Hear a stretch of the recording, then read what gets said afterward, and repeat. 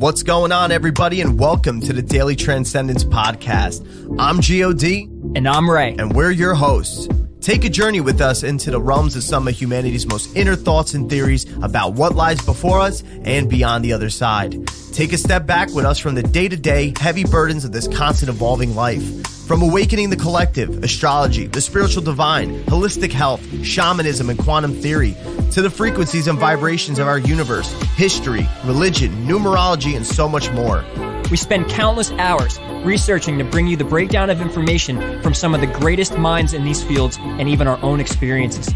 We're here to challenge your thoughts so that you can reshape your own minds and beliefs into ones that better serve you. We hope you enjoy the discussions about the supernatural and the ancient knowledge that we have become so fond of, and we wish to share with you so that it may also help you on your quest in this human experience we're living. Let the transcendence begin. Godspeed and share on. Like and subscribe to the Daily Transcendence on Spotify, Apple Podcasts, and many more. To show support for the show, we ask you to join us on all social media platforms, including Facebook, Instagram, Twitter, Patreon, and YouTube. There you can find more content, updates on new episodes, and more personal interactions from both Gio and I. We want to hear from you all and connect, so message us or email us at thedailytranscendence@gmail.com. As always, we entirely appreciate your support in allowing us to bring you this transmission. And welcome back. Once again, oh my God, it's been so long. Feels like it. For us, it has. It does. Yeah. What a little roller coaster. That's right. But been doing a lot of soul searching. Oh, for sure. And observing, soul searching, putting shit to the test. Watching the world. Oh yeah. Burn down to the ground. That too. But also, I think it was definitely a meant to be with the whole little break we took, because it was like the realigning of ourselves, and then on top of just seeing everything going on, even with things like censorship and the media and all that stuff. It's so up in the air, and for a while, we have to admit it's not easy to pick a topic nowadays because there's so much to talk about. And we discussed this for a little while, and while Gio was going through a little bit of more of a soul search than I was, we had hit a few concepts, and the last few episodes we talked about the whole simulation aspects and all those things, and going really, really deep into ways to look at life and ways we thought were very helpful, not only to us, but for the listeners here. And, it started to really take a toll on all of us that we needed to reprocess, and defrag the brain and come back to it and present a more, mindset coming from a homeostasis. Like we finally have put it back together and picked a direction. Now we're going to this, and it's for a reason. We don't want to just pick a reason because we could talk about it. There's so much to talk about. So when we discuss this, it's like, where do we go? It's like, well, when we first started the podcast, we wanted to bring the astrological stuff into it as a dominant aspect of this, because it's what really, one, brought us together to do this. Two, it has had a profound healing effect on both of us. Yeah, because getting into that, into really really unearthing that whole reality concept. It seemed like just something to that's mind blowing. Let's go into it. It really made sense, but it carried a lot more weight than was realized at a point that it kind of falters the ground that you're on a little bit, and I think that's a good part of what kind of pushed towards this direction. The universe has always given us those little nudges and signs and pushes and directs us, and we have that intuitive feel to go towards that way. And it's amazing how in that, because you realize you need to have a little bit more of a stable foundation when it comes to trying to face and show up for a lot of these things. within yourself. And some of the times you don't realize how deep they ride. And this was one of those things into this reality concept. So, Ray made a good connection with that whole thing, and, seeing how it just kind of like really just brought things to the surface, that it was like, whoa, that it was like, okay, there's a deeper connection here. We're going back to our roots, going back to the astrological point of things, really being able to kind of create that awareness. And there was a lot of soul talk. I had my own personal, real deep soul searching that was kind of there. It was a trigger for you. Made sense. That's what you're saying. It was a definite trigger for me. And then not only that, things synchronized already just in my immediate environment that really, really shone a light on it. And I was just like, okay.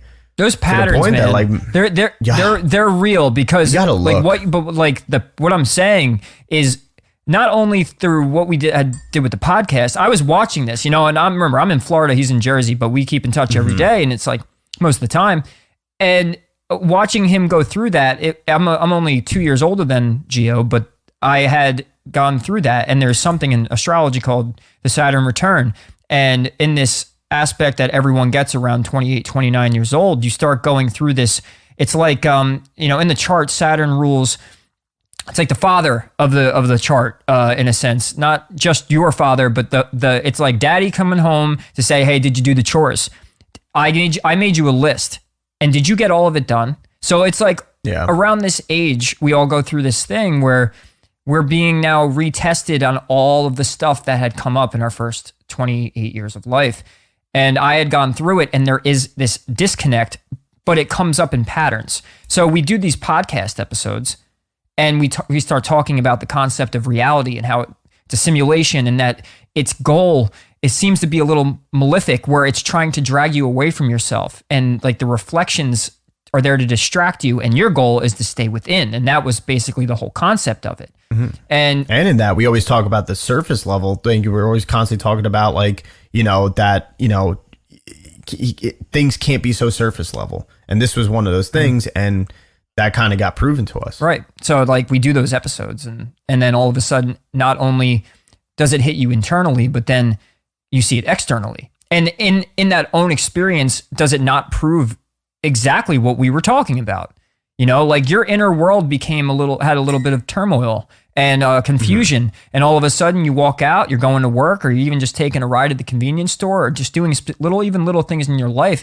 And you'll always see those things being mirrored back consistently and constantly, but the fact that patterns are there, it might be a little scary at first. And it's hard to really allow that to sink in, because it makes it not only brings the grandness, like the wonder and the like, holy shit, life is crazy, but it makes it real, and so real to the point where it could be very, it could create a void. Yeah. It can make that feeling of like you're just going through the motions, that, what's the real purpose of anything then? And, it just a lot of that cynical talk comes in, and the doubt, and not even necessarily like self-doubt. Okay. And obviously it can manifest in that way to be self-doubt, but like there's a doubt on the whole fact of like, what is this game? What is it even worth it? And it was hard. It was hard to latch on to certain things I felt in that moment. But luckily there's so many other types of techniques and practices to kind of help with the grounding and to help with being able to, process these things and process them, in a effective way. Which also led to the fact for me on my side, while I kind of like took that step back, led to me kind of like going back to the astrology a little bit, mm-hmm. just to kind of like have that like reminder, and to have that regain of self-awareness, to kind of let some certain things go, whether it was, painful things are coming up or whatever it may be. Just, it was like, hold up, like I need to, like, especially when you can't put your finger on what the hell you're feeling. Like, what's going on, but you don't know what's going on. So it was nice to kind of go back to the astrology. And why we say it's like very, synchronistic how this all happened and stuff, was because in the process, Ray, tell him what, you kind of pulled from that, even from watching me on an outside perspective. Yeah, I have an odd way of falling upon whether it's a direction in my life or even say something like where we're going to go with the podcast and what we want to talk about. It just naturally to me, like, this isn't some prophet nonsense. It's just, this is how amazing life is. I don't actually take the credit for it. I give the universe credit for this because it's like as if, because I followed the breadcrumbs, it led me to this. And as Gio's going through this, I'm interested all of a sudden in the Pluto and the generational astrology. And what that means is so the outer planets move so slow that when you have, say, like a 10 to 20 year span, you'll have a whole generation or group of people with the same, outer planets in the same signs. And what this means in astrological terms is that they're a generation. And this is actually where you get Gen X, Gen Y, Gen Z. All of that comes into play actually in astrology. And us millennials, because we are millennials, 1983 to 1995, which is Pluto and Scorpio. So I was doing research on the generational astrology, and I go into just reading personally about my placement and what it means, and then it leads me to read about the whole generation. And I start thinking, because Gio's going through something very similar, only 2 years apart. He's in Pluto and Scorpio like I am, and he's experiencing these little moments of a void, of this. It's like as if your soul is lost. You don't know. There's no motivation. You feel like it's all pointless. And then when we go into that concept about the screen, the reality screen, the quantum matrix being this mirror, that it's like, there was also from that gave a void where it's like, well, what's the point? If here is constantly trying to grab me away from myself, is this place a bad? It's not like, is it a bad place, but is it designed for me to just consistently go through suffering? Or is it like all these questions can come up? So this lays down the importance of astrology, because as he's going through this, as I'm reading about it, as I'm relating to my past, as I'm relating it to his situation, all of a sudden I see it again, as it always has, start playing the role of a GPS system. All of a sudden I'm lost. I'm in the void. But then I check and I see what the astrology says, whether it's my recent astrology of transits, or I go back to my purpose in my chart and learning how to read it the proper way and not just downloading CoStar, but learning how to read it the proper way. It starts to act as a GPS. And what it does is it guides you actually back into the heart-based reality, as we had talked about in the simulation episode, where it's like you're now finding a way, like this way back through the maze into your own soul again. And the astrology is laying out the blueprint. And it was so, not only like, it's like it clicked, but it's healing. Because every time this realization comes back, it always reassures to me that there is a map. There is this design laid out for me. And how do I know it's true? Not because some schmuck on the internet told me, not because I read a book, not because I'm in some sort of denial that I need something to fulfill my own psychology. It's because of the synchronicity. It's the timing. Yeah. It's the intuitive guidance I get. That intuitive connection. Right. Yeah. So because of that synchronicity alone of I'm looking into this stuff, which we're going to go into, it led to why we have chosen to go back and we're going to stick with astrology. And we hope we get you guys to stick with us through this and really learn all of this stuff along with us, because we're still learning it. We're not astrologers yet, but we are fascinated. We've been watching for years.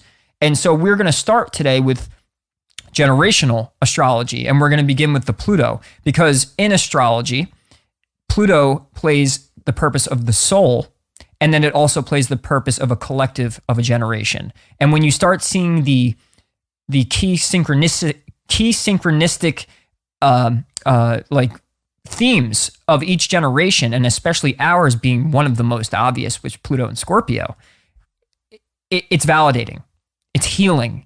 It lets you know that your suffering, if you are in our generation, our suffering and our abandonment and our loss and death and the exposure of the internet and seeing the dark side of humanity, drug addiction, alcoholism, all that stuff being this prominent theme as we're growing up, divorce, families being destroyed, traditions being destroyed, all this stuff coming up, and it's in our story. It's in the story of our generation. And it's healing. It's validating. You start to realize that there is this bigger story going on, and synchronicity tells the story. So, yeah. And Pluto in any sign really kind of gives, like you were saying, the collective soul purpose. It's a mostly unconscious process that starts to lead us, like as a generation, to like more of like this compulsive or habitually like this habitual type of approach to certain aspects in our life.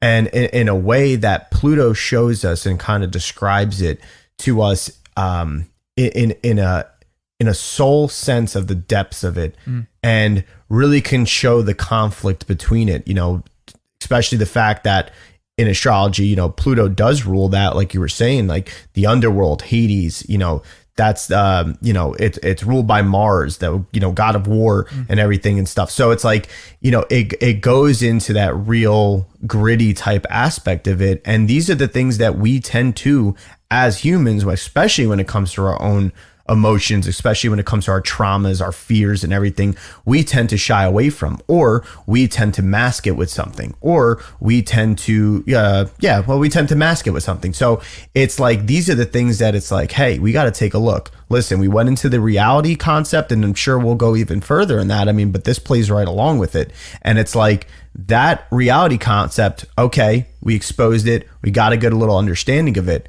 But now what's left? We kept talking about the heart-based reality and kept talking about you have to develop that. And key thing that we were saying in that was the ego, that it's like you can't completely dissolve the ego. The ego's got to come into play. So, we kind of like hit that area of like, okay, where you got to look. Now, how do you actually do that work? Right. How do you really have that awareness? How do you really go in there? How do you make sure that when you go to those depths, because you're going to have to go deep, especially Pluto and Scorpio, you're going to have to do that. And it's going to get scary. It's going to get weird at times.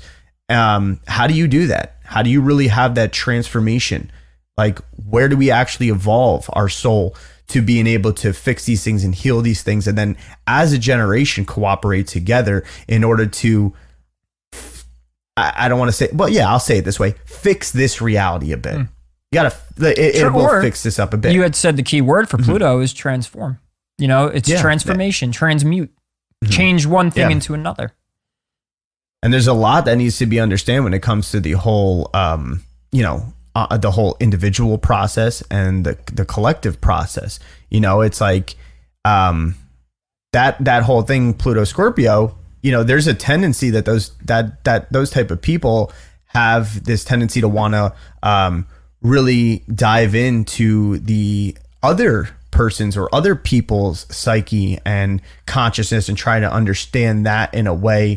And sometimes it could become in a manipulative sense where it's like trying to really figure them out to a point to kind of know how to change things. It doesn't have to necessarily be manipulative, but in reality though, and kind of like what we've been saying though, is like, you got to fix yourself. We've been saying this since early episodes, and this is coming to fruition again. This is why we're going back to the roots. It's like, you have to do that work within yourself, really kind of go more exploring for yourself. Stop looking for the outside answers all the time and learn how to transform that. And that's when you can start making an effect on the outside.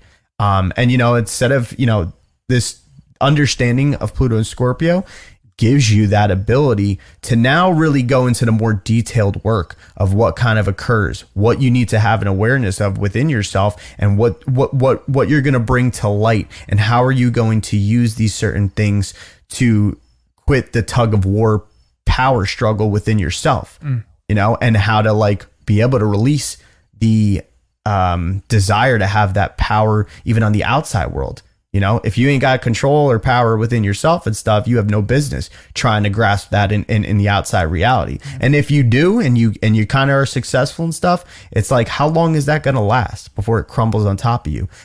And is it really coming from your heart-based reality? Is it really coming from a place that's more of a divine, intuitive, more compassionate type of sense? Not saying that we always got to be hugging, loving each other and stuff like that. It's going to get rough, especially now. Well, but like how? where are you gonna change that? True. And the thing is to clear the whole unicorns and fairies nonsense is, our generation really is built to come in and harbor in the darkness and show people that the darkness is part of humanity.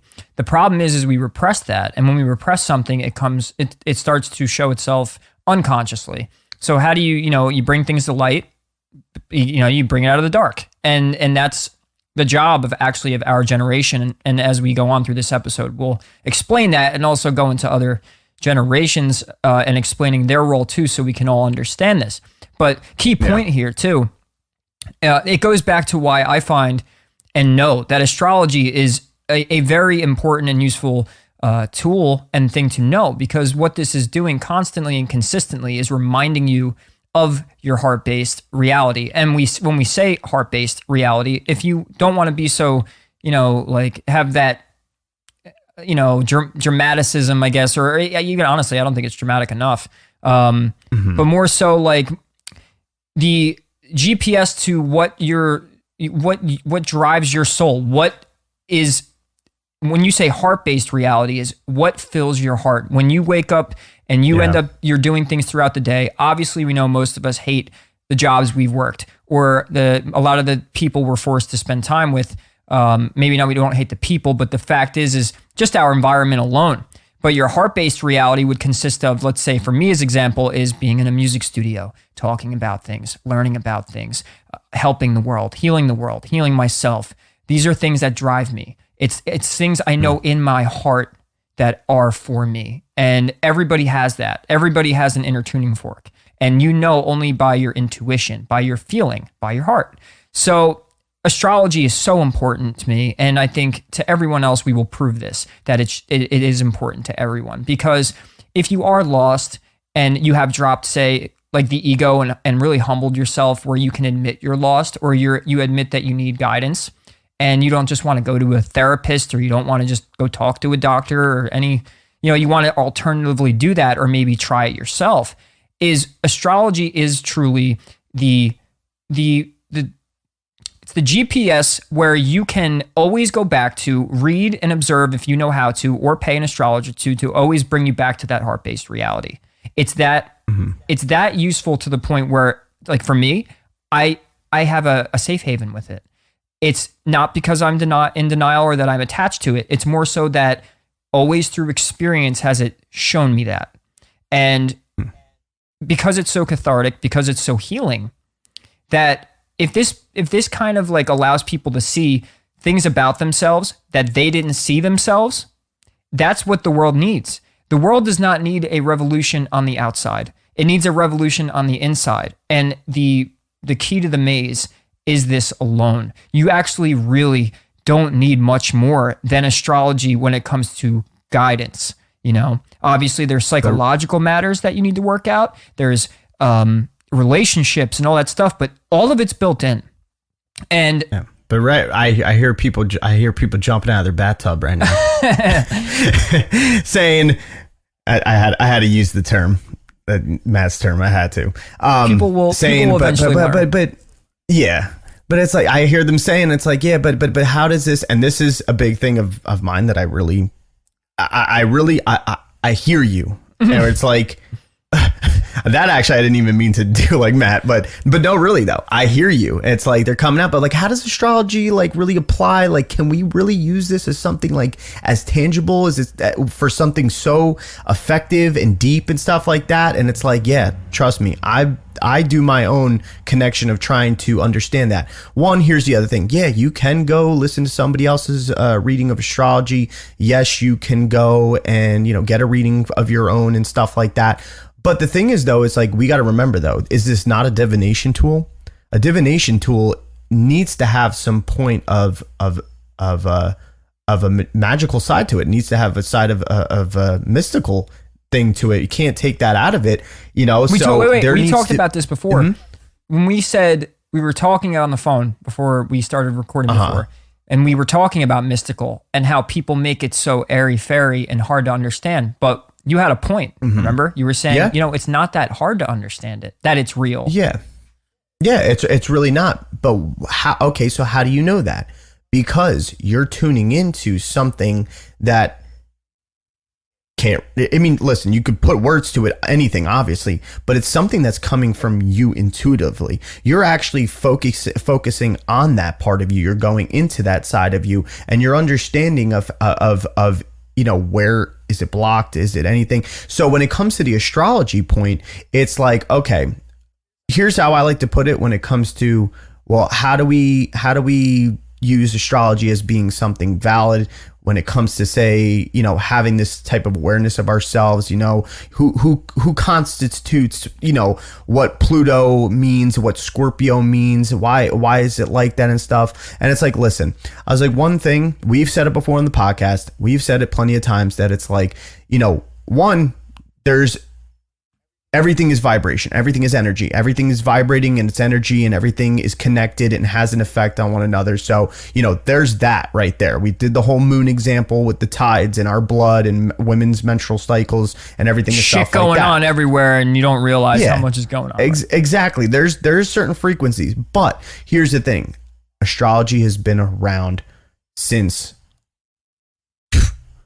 pretty much the beginning of time, and the thing is that human consciousness has been observing the astrological events since as long as they have been, and through some sort of influence of being like, hey, look up, and we've been able to figure out seasons and cycles in that way, and then being able to identify what kind of essence is going to happen during this cycle. So there's a calculation of this data. Not only that, through the evolution of time, through this astrology, it comes to the calculation of data now of more of the psychological things, more of the things that, once we realize that as above, so below, as within, so without, there's a way that those things that happen in nature and that give those expressions, that now we're starting to translate them as things within the body, things within the mind and consciousness and all that stuff. So over this long period of time since then, from now, that's a collection of data of realizing the statistical patterns of being like, hey, when this kind of major thing happens and influence happens, like, this is a lot of what happens during that time. So for anybody jumping out, of their bathtub, wanting to really, whether they're not really, even jumping out, but that question's coming up inside of them.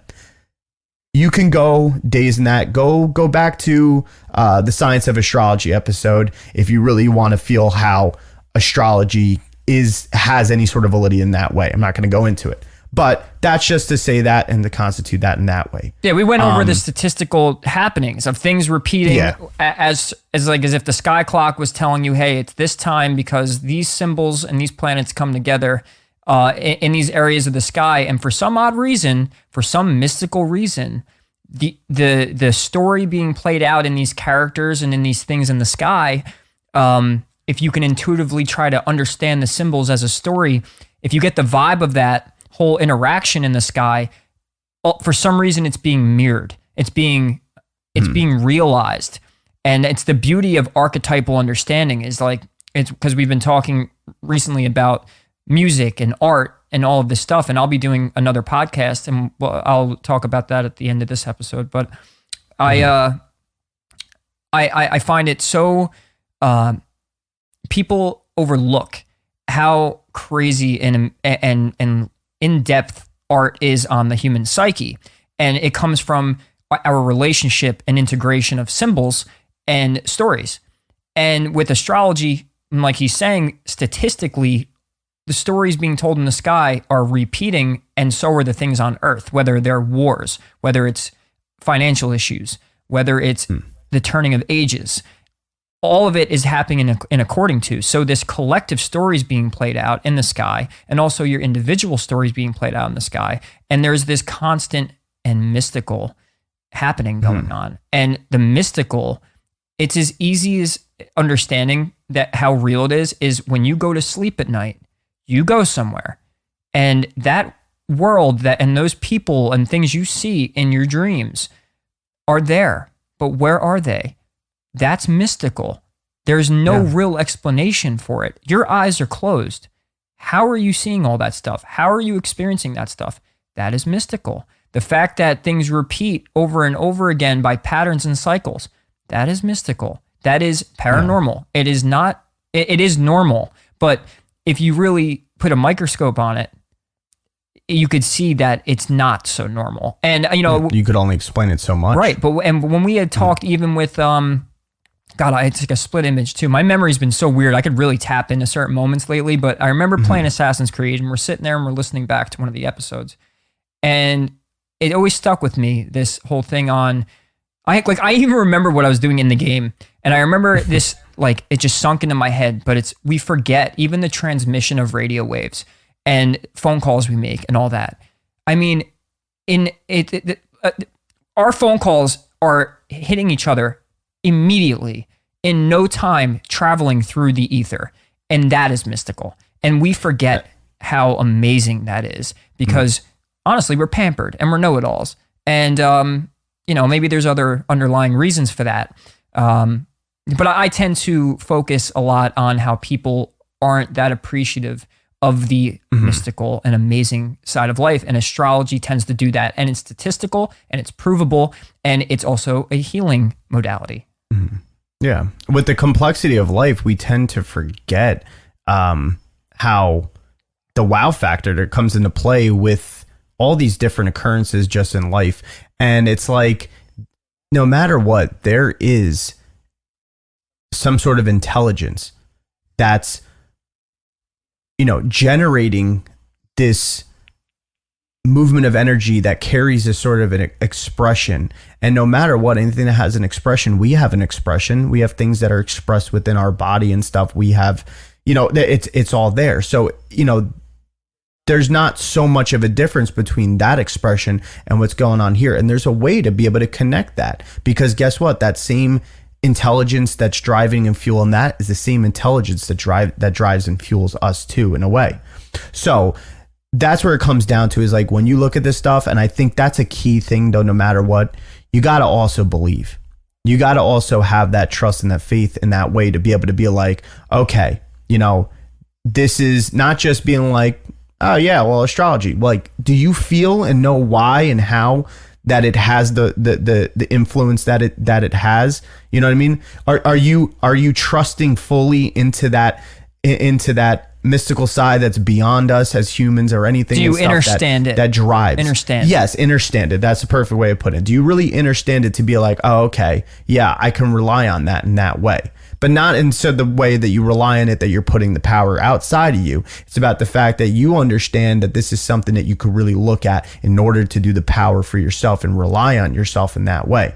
So once you do that, then you can move into going into understanding this and everything. And with this whole Pluto Scorpio, this generational signature that's coming on and everything, there's qualities that we possess that we share with one another. A little bit different sometimes, but they seem a little bit more distinct. It's an overall theme. Yeah. And, from those that come before us and after us and everything. So, and it has a way of provoking each of us as individuals that need to grow and change and evolve, and our individual efforts of and harnessed as a collective force, and then in turn affects some sort of necessary change that needs to happen in society, and imparts with some valuable contribution to a continued evolution of our culture. But that's just life too.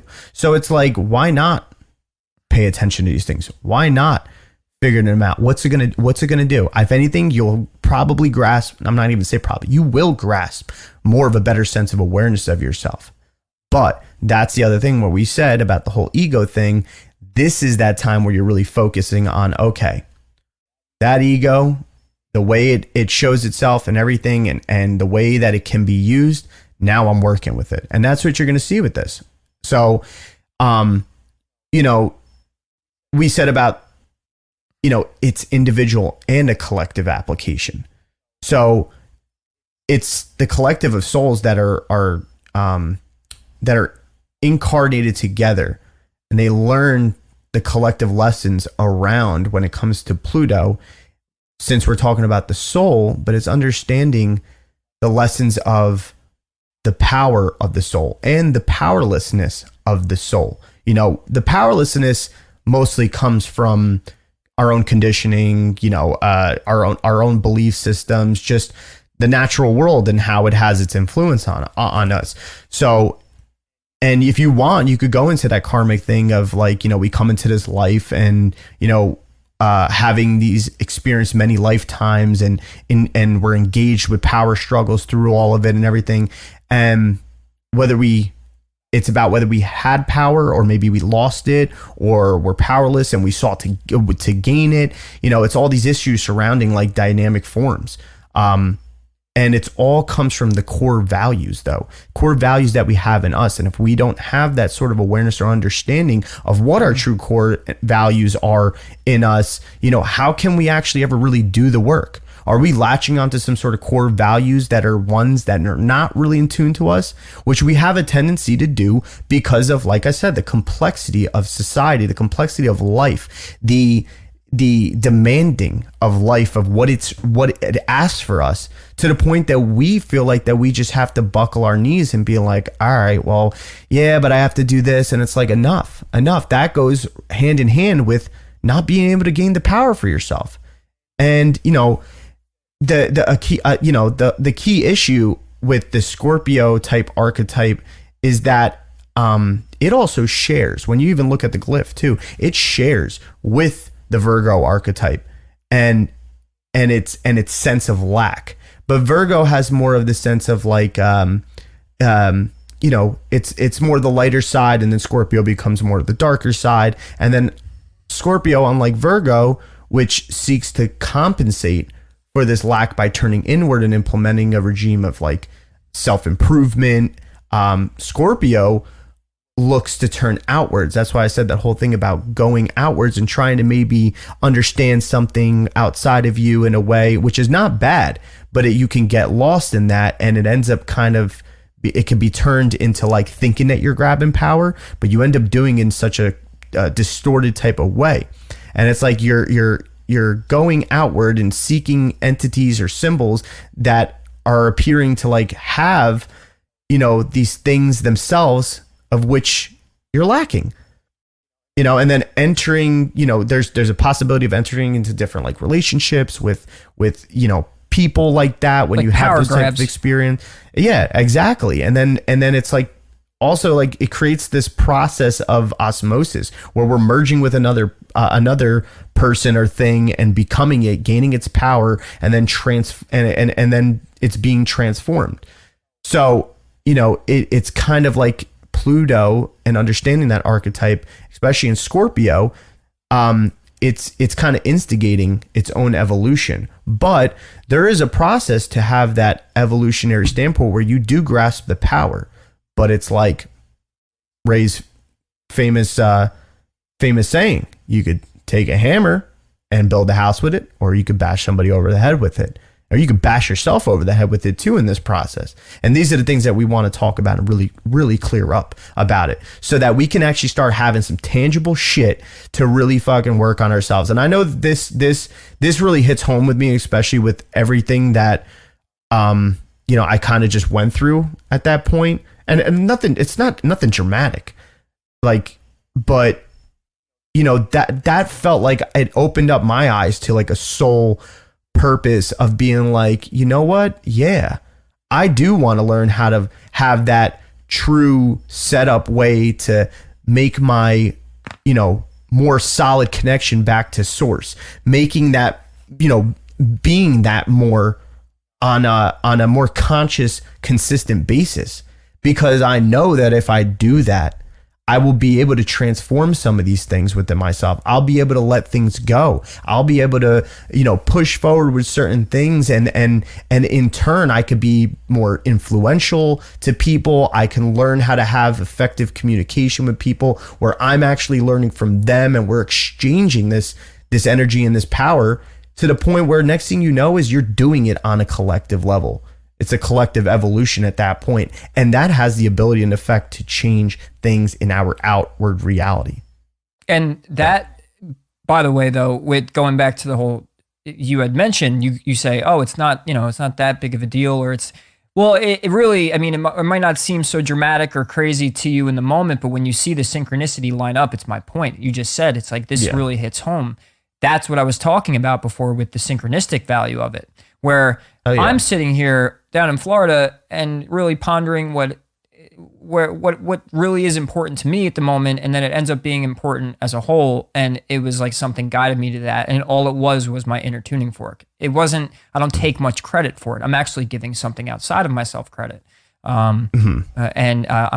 I'm really referring to source or God. But you're looking at yourself as part of it instead of this separateness that we deal with all the time. Right. So I know, and I'm involving myself in this collective part of understanding all this stuff. And on top of that, I mean, that's why I want to really touch up on the generational thing, is because I think a lot of us do feel separated. And it's a big theme in the Pluto and Scorpio. And I know even just globally, all around, the collective does feel very separated, but more so with our generation, this has been a lifelong thing that we've had, is feeling not only lost a lot of the time, but feeling disassociated and disconnected.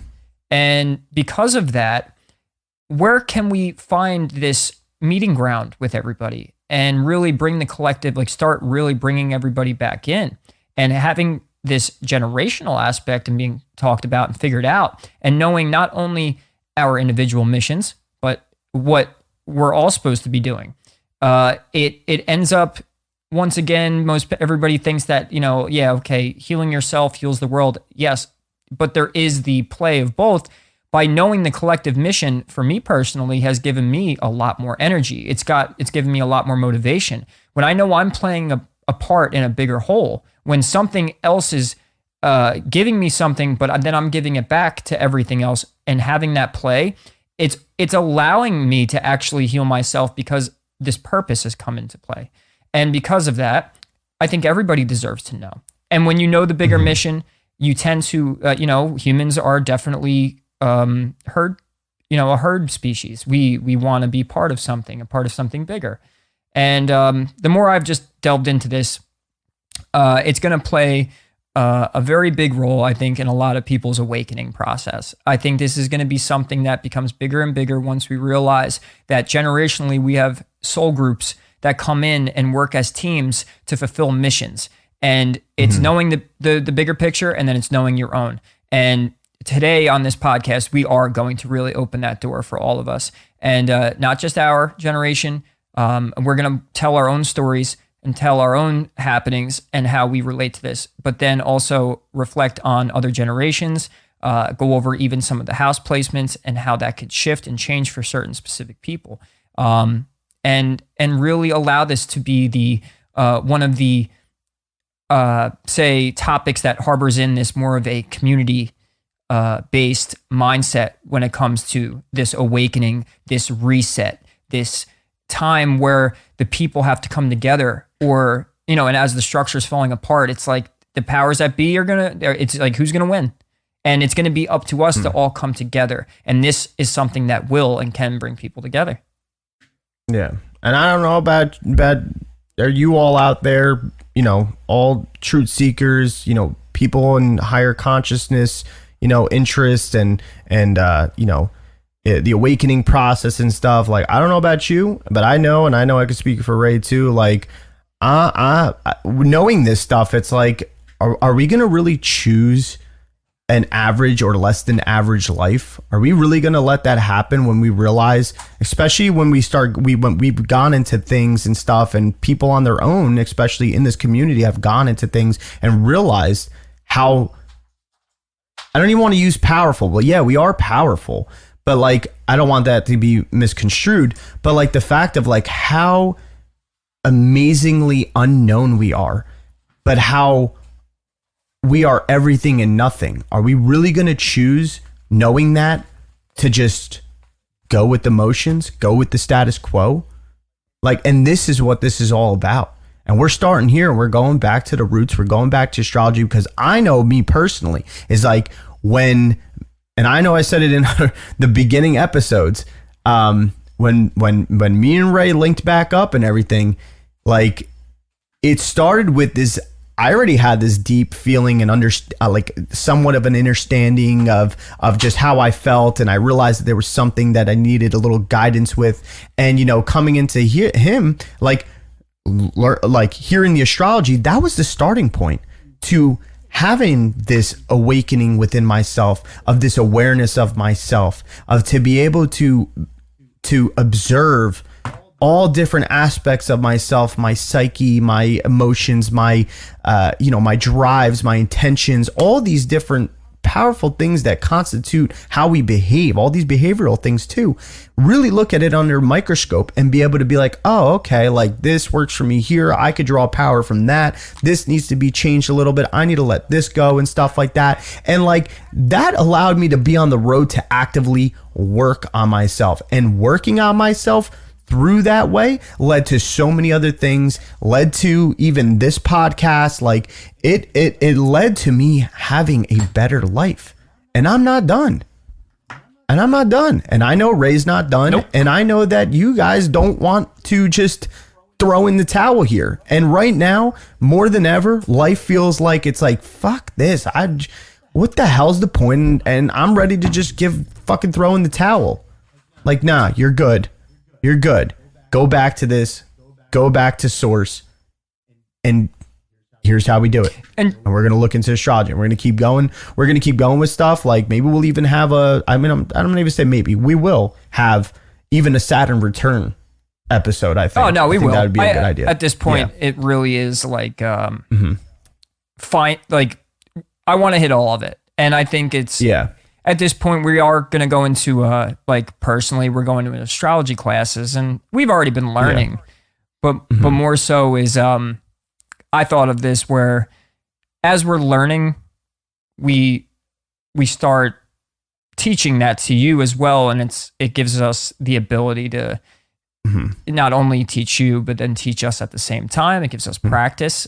And you can see as we go along on our journey of understanding it, that you can understand it with us. And so a Saturn return, anything, composite charts, relationships, jobs, midheavens, whatever it takes to, wake people up. Who knows in what area of astrology might hit the spot for different people. This specifically has done a lot for us. This generational stuff came at the right time, and I feel it's only the beginning. And starting at this is seeing the big picture first, instead of jumping right to your sun sign, your moon sign. Yes, okay, you probably know that if you're listening to this podcast. I'm going to bet on that. But more so is if we know this mission, if we know our bigger picture journey, getting back to source, which all that means is getting back to yourself. Not your ego, but your heart and what you really think you're meant to be doing here, and what gift you've been given to give back to the world. Because it's something that's sticking with me too, is like, hey, what's your gift? What do you love? What do you want to invest your time in? Go do that, because that's probably the gift you're going to give back to the world. So yeah, I mean, I think we should really actually start getting into it and start understanding what Pluto means, because I'm pretty sure we got our point across and how important and what role this really has played in our lives so far and what's to come. Yeah, exactly. It's like it's this that we're gonna be. It's with this that we're gonna be able to awaken our true capabilities by recognizing them and seeing them and embracing and accepting our flaws and stuff too, or our shortcomings in that way. And a big way of doing that is just real quick. I just want to point this out is with self-love, because a lot of the problems of coming from lack is because of the lack of self-love. And now that just sounds very basic, but like it's not. It's you're coming from a place of trying and wanting and needing and lusting and trying to impress and all these things that are for doing you in a superficial materialistic way or physical reality based way, with the lack of appreciation for the mere existence of just being and of pure love. Now, once again, I want to be clearer on that too. What does that mean though? Like when you're to really observe your being in that way is more so of a formless being, not your name, not your job. I know we said this before in other podcasts, like just your pure conscious state of being. And if you can have a realization and an appreciation for that, that's where you start, and you show compassion to that thing. And it can be an internal thing that's practical, and it becomes existential as well. So starting with there and really understanding to have that appreciation for self and having that love for self in that way. And if we realize that we all are connected in that way through that pure self being with unity source consciousness, then when you do for yourself being, you are doing for others and other individuals in that way. That's how it should feel. Yes, and that's where we're trying to develop that inside of us. So, without further ado, let's start going in it. Let's begin. So let's understand what Pluto really plays in the chart. I don't even need to read any notes on this. I can kind of just tell you is Pluto is the soul in the chart. It's the bigger picture of your life. It's what you've come here for on a soul level. And especially because it has the connection to the generational side of things, you're sharing this theme with Pluto of a group of souls. And we've said before is like you guys are all of us are coming in, and we are part of the story. And if we're not playing that part of the story, we're going to feel absolutely disconnected, and we're going to feel lost. And once you find this, and like it has done for me, you start to truly wake up to your purpose. In a sense, it starts leading towards it. And as you go down the line and you get closer to your inner planets, it's going to now microscope onto now your personality and your emotions and all that. But Pluto gives what needs to be transformed. And that's not only in yourself, but in society. So by, say, Pluto and Scorpio, Scorpio is the things that are in the underworld. It's the things that are hidden. It's the taboo. Yeah. And Pluto, by the way, rules Scorpio. So it's actually at home. So it even makes it more powerful. But when Pluto returns back, it's to transform. And now you're taking those qualities of the archetype of, say, Scorpio or whatever generation you're in, and you're here to transform that. It's like running it through the ringer. You're going to expose everything that's in the darkness in the underworld of that topic, and you're going to bring it to light. So Pluto is like the destroyer and the transformer. Yeah. And it's that soul's past patterns of identity association and those, real core desires and intentions of the individual's past as well. So it's like, and the soul like has like these two equal, I guess coexisting parts as well, of desire. And it's one to return to source and one to separate away. And that desire to return to source is like the stronger of the two desires within the soul.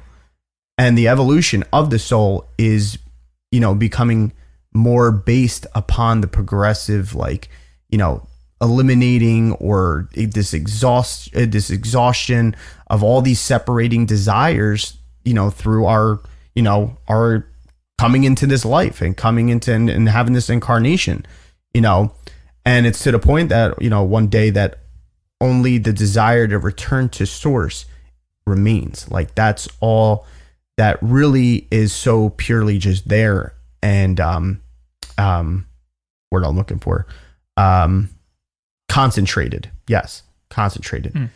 So, we all have, that choice to resist or cooperate and stuff, and like have these type of evolutionary intentions, but the resistance a lot of the time reflects, that whole desire to remain separate, but all while, having that cooperation still reflects the desire to return. And then, it's that determination on, am I going to evolve? Am I going to, make this way and try to go through this journey of life through a more a deeper side of it of where I truly come from, or in the way that this reality does, and you can do either or. You can. Oh, that's the beauty of free will. That's the gift you have. Exactly. It's there. So, having that type of soul interaction in that way with source and with this reality gives you more of that function of being like, okay, well, I can kind of put more of, my true joys and desires and everything, and bring them more to light and stuff. And, to be able to start explaining the nature of the soul in its past or current circumstantial reality. And you get the opportunity to change these certain destructive psychological patterns that are, basically blocking you from further evolution into new patterns that are in alignment with more of, these current evolutionary intentions of where source wants you to go, and more of a divine aspect, more something that's coming from a development of that heart-based reality. So, it is important to understand that, the soul is most of us is also unconscious. Yeah. And that's when Pluto rules actually the unconscious. Yeah. And think about it. Like you were saying, like you were talking about, like, okay, we focus on the sun and the moon and stuff like that. And those are the inner things, more of the things you could see, like your personality, things that are a little bit more on the surface. But the further, the planets start going out, the less we're able to see them. So this does take more of a taking a closer look and really having to focus in a way. And this is not going to be something that sometimes is going to be, I can put my hands on it. It's tangible. It's something that's easy to see and stuff. It's going to be, something that has to come from more of that intuitive base. That has to come from this more being truthful with yourself and exploring those thoughts and emotions and stuff. Yeah, and it's good that you mentioned the whole, the farther you go out, it's a great example to use of it's symbolism. So the farther these planets go out, it gets to the point where you can't see them. So let's say using Pluto, it's so far out you can't see it. You need a microscope. Actually, I don't even, or a telescope or whatever. But you can't see it, and you can't see your soul. So this is playing some sort of symbolic aspect to see how in the physical it's something, and that it actually reflects something in you.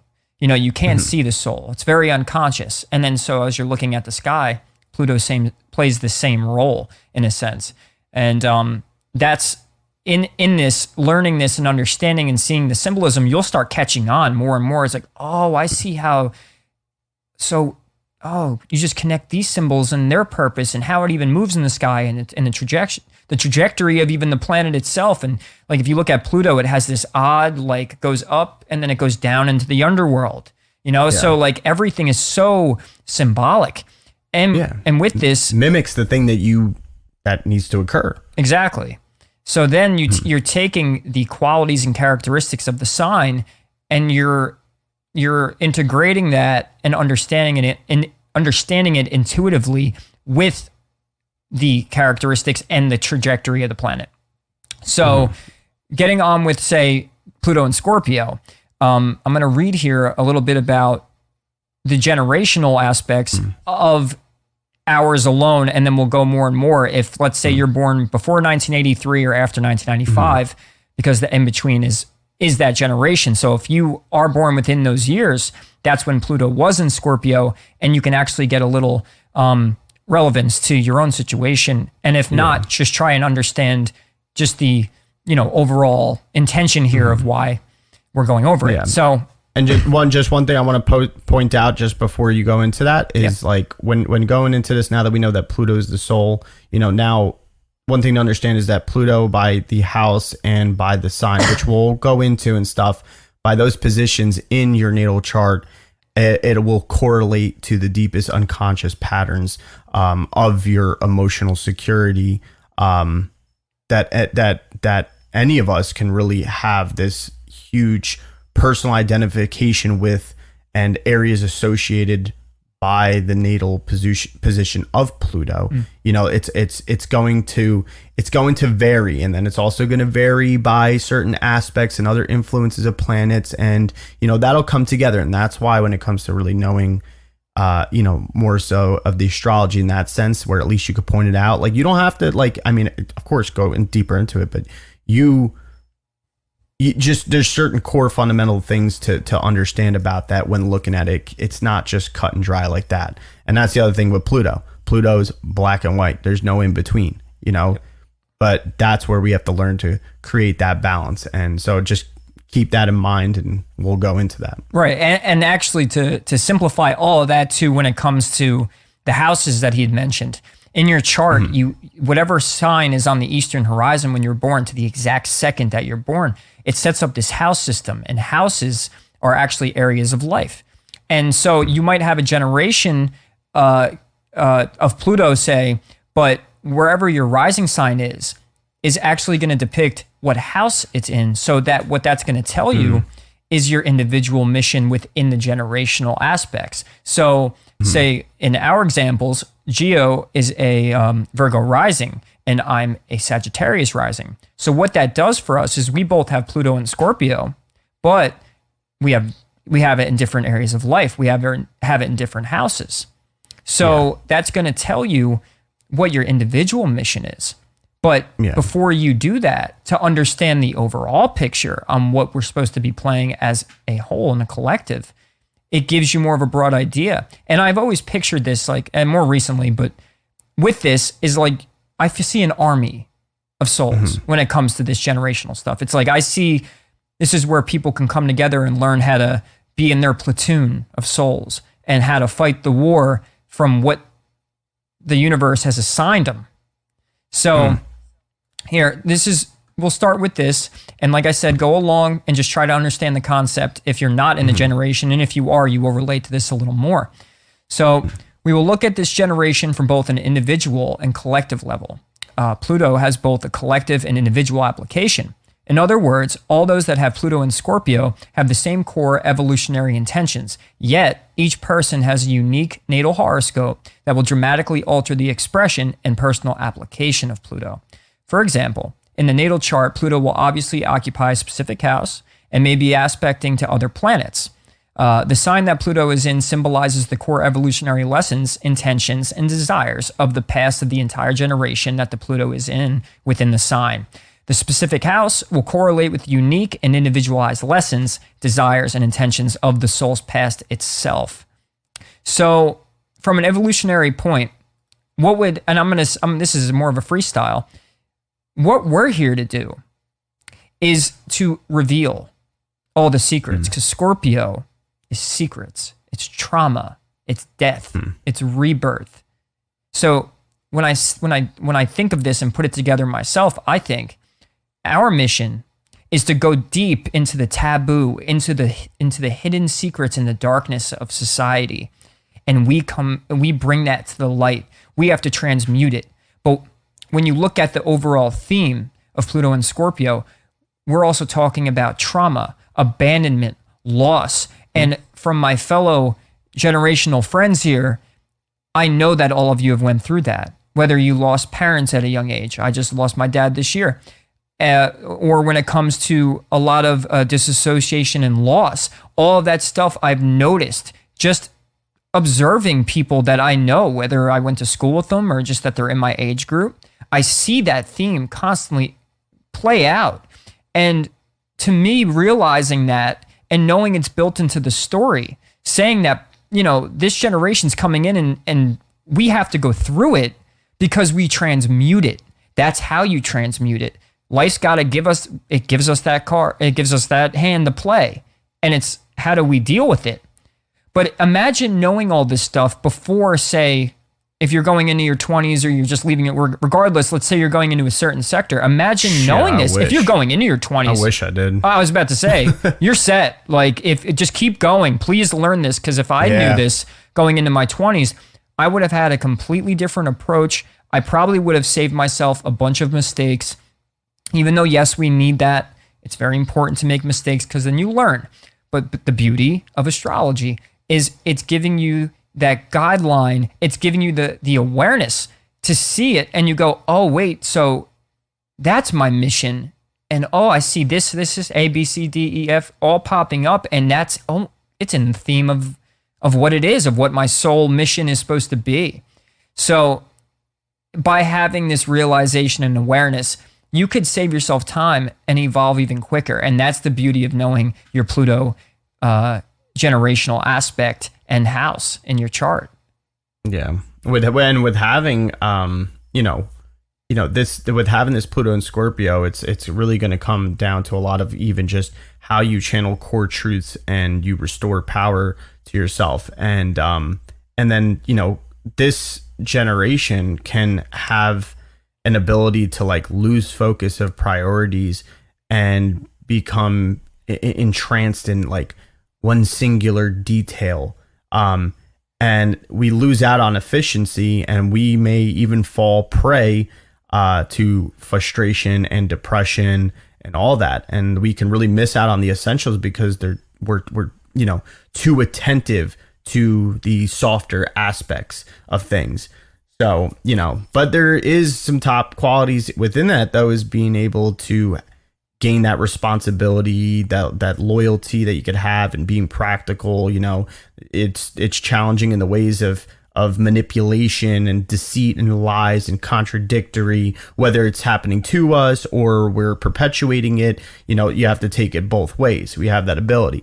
So I think a good advice too would be for us to be careful of how we're reacting to change, and to learn to be more practical also in ways of controlling, trying to control other people's emotions and like strive more so for a balanced mindset, and there's going to be deeper ways to look at it when like we said, when it goes to the signs and the houses and everything. And it's like, I said before, emotional security, and like, I think that can be looked at in weird ways. It's not just about like, oh, am I going to find a partner and be loyal and stuff? Yeah, that all plays a hand.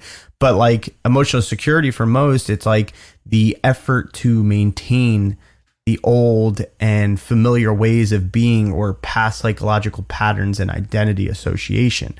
And it's like, what occurs for a lot of people in this generation is the change in patterns. That can tend to feel like we're risking emotional security at the deepest possible levels, which is the soul. And these past psychological patterns can lead to like certain obsessive, compulsive types of behaviors. And then, which we'll get into this too, but like, Pluto's natal opposite, especially being in Scorpio, would be Taurus.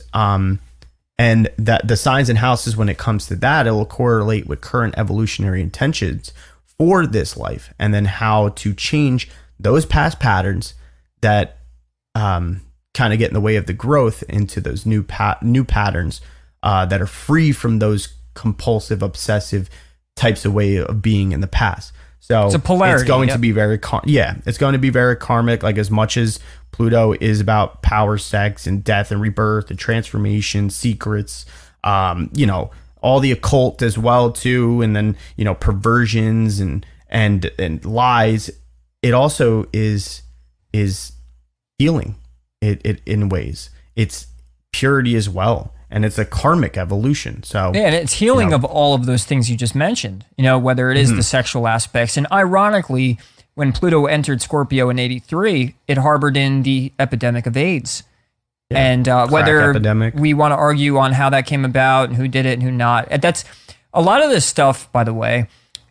It's, even what's going on with the corruption right now. Oh, in itself. The thing is it might maybe certain things can be quote unquote orchestrated, or that they could be more, say, on purpose. The irony of it all is it's still actually in the story. And what boggles my mind is it's like, hey, do the powers that be know the sky clock and do they abide to it? Or like many other things I've seen in my life and others is maybe it's playing out naturally, and that's the way the story has to play out. Like, it is Saul still according to.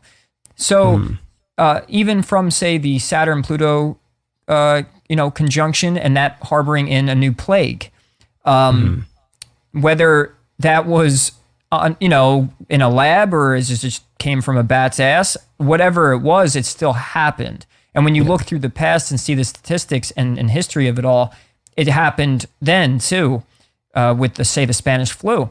So it all is actually always happening according to the clock. So say AIDS coming in the 80s and also Pluto coming into Scorpio, it's happening according to the clock. Yeah. So it's on time. And that's the beauty of astrology, is it's telling you that. Yeah. And even if it was, something was man-made or something like that, like we said, this is coming from a lot of things that are unconscious, especially when we're talking about Pluto and coming from that soul type of intention way of coming in. Like, not saying that, it's even was purposeful if something was, made by humans. We're talking about the consciousness, the unconscious. It's like that time bomb can tick off, and reality in that sense makes the move for, those things to evolve. The same way we're talking about using this thing for our own self-transformation. There's a transformation in that sense, a transformation in maybe those characters and players that contribute to the more bigger scale and the time transformation in that way. Say maybe the emergence of a type of virus or something and like that. So no matter what, though, it still kind of comes in on this more, natural. It doesn't seem natural, but it's a more natural aspect of it in a way. So, it's crazy though. But yeah, and Pluto into Scorpio, 83, 84, like you said, HIV, AIDS, crack epidemic, the end of disco into heavy metal and hip hop, really, real powerful movies, horror, horror, a degree of economics that never ended up happening, deception, lies, it's crazy. Yeah. The sky clock's telling all. So not only is it harboring in a generation of souls that are actually living out the underlying theme of it all, it's actually playing out in the real world as well. So you're constantly seeing this play of inner world, outer world, of these archetypes and these planets. So having the awareness gives you the ability to make a decision, gives you a choice. It gives you the ability to see and actually, not that you are fully in control. The ship's always moving forward. It's always about, where's the sail? Are you sailing the ship or is it sailing you? And by knowing these things, you have the ability to at least, you see the map. It's like you have a radar and you know when the storms are coming. You know what type of storms they are. You know if you're going to need a boat or you're going to need to build a shelter. Those are all metaphors. But more so is like you have this guidance mechanism. And so with this, say, we're seeing all of this Plutonian stuff come in, playing out in the sexual world and playing out in the deceiving and the lies. And knowing that the story's playing out purposefully in a sense, and when I say purposely, I mean more by just design, that the clock is right on time here. It now gives us the ability to make the choice to evolve or to devolve. It's now no longer, it's just happening to us. It just, it's happening to us, but it could be happening for us if we allow it and take this information, in accordance to the fact that we play a part in the evolution of it all. And it's giving us the ability to see it. It's opening our eyes to the story. And it's funny because we're entering the age of Aquarius.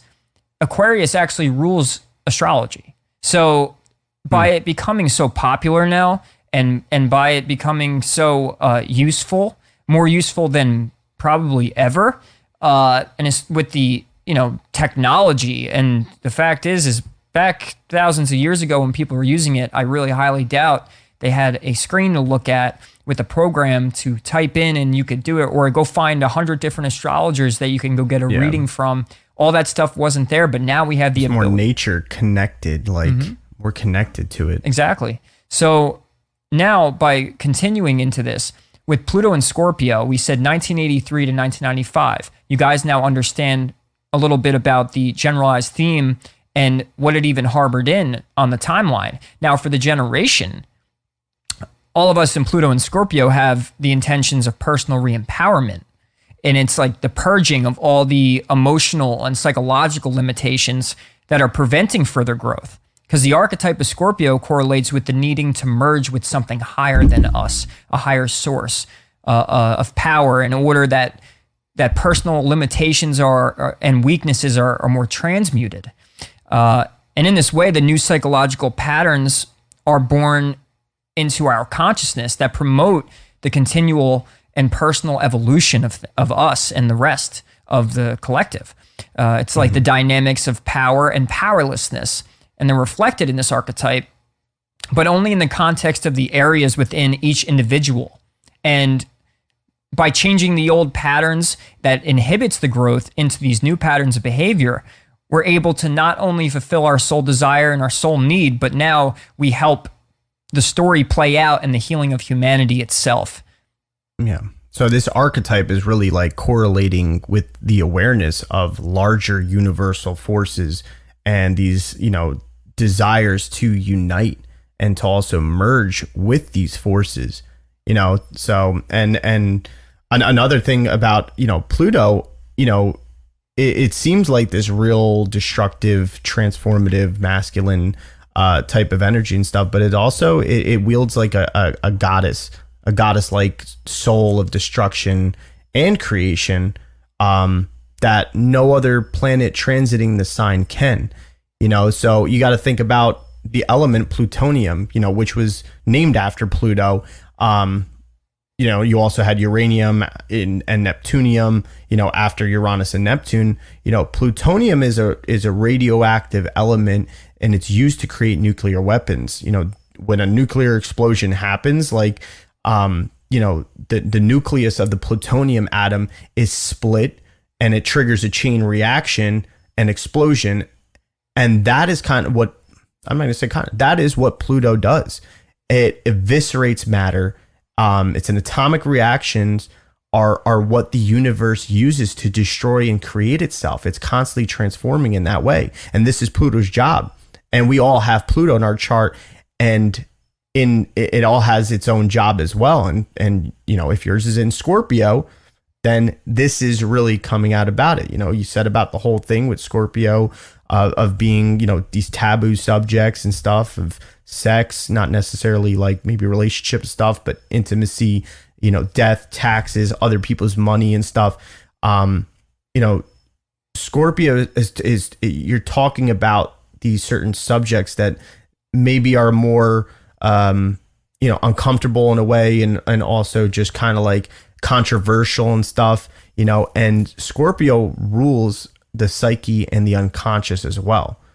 So, like a Scorpio sun, they don't like the above the surface. They live below the surface, and we're talking about deeper, that's where, and think about it, when you go deep below the surface and stuff, you find things unknown. Like, look at how much we haven't even explored the bottom of our ocean. Like, meantime, we're trying to explore space, and there's probably so much more that we can uncover and find by exploring the ocean floor. You go deep past the Earth's crust and stuff, that's where you get these valuable things. And this is where that polarity of Taurus and Scorpio play, because you're going down into the deep depths, and there's oil, there's gold, you know what I mean? And you got to try to bring that to the surface and make something of it, rather than just being some sort of, and this is correlation to even what's within ourselves, rather than just, finding it and, it can sit there and stay some sort of inanimate, useless thing,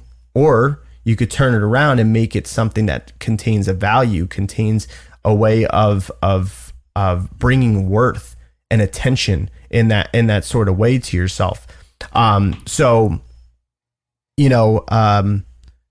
It's really being able to go diving into that way that other planets and stuff don't necessarily show. It being that whole reflection of death, that can be the old patterns, that could be the old behaviors that block the further evolution. And it's rebirthing in new psychological patterns that are in alignment with the current evolutionary intentions of this life. So this transmutation is just going to reflect the personal identifications of, that, once again, reunion back to source, and that purging of all these desires that don't necessarily maybe come from source, and having that realization and having that progressive movement and metamorphosis of, of the egocentric type structure within the soul that manifest as personal identification, but rather identifying with creator or with source. This is the thing that can really occur. And obviously Scorpio is symbolized by the element of water, and you have all the water elements: Cancer, Scorpio, and Pisces. Cancer is more of the ego, Scorpio being the metamorphosis of things, and Pisces being the source, belief, Jesus, that whole thing. So it's, now I think you're seeing how the elemental ways and the representation and the symbology kind of goes into it, and how we can now reflect that within ourselves, and how we can sit there and be more of, yes, Pluto Scorpio is fixed. But remember, water is formless. Water has a way of moving and carrying and taking away. It could wipe things out as well. So being able to go with that sort of metamorphic flow of being in that Scorpio state, there is a power to have, rather than say necessarily like, Pluto Cancer, where, it could come more so of having the ego of that nurturing sense. And then, and then Pisces just being real, like in the beliefs, and just like totally separate, kumbaya monk, like totally disassociated, but completely content. This Pluto Scorpio is like a responsibility. It goes deeper. Yeah, well, you know what it is, and I do believe that we are the generation that ends up, because it is built into the archetype, that we transform the world, and of course, but in a time of, in a decay, collapse, institutional corruption, societal change.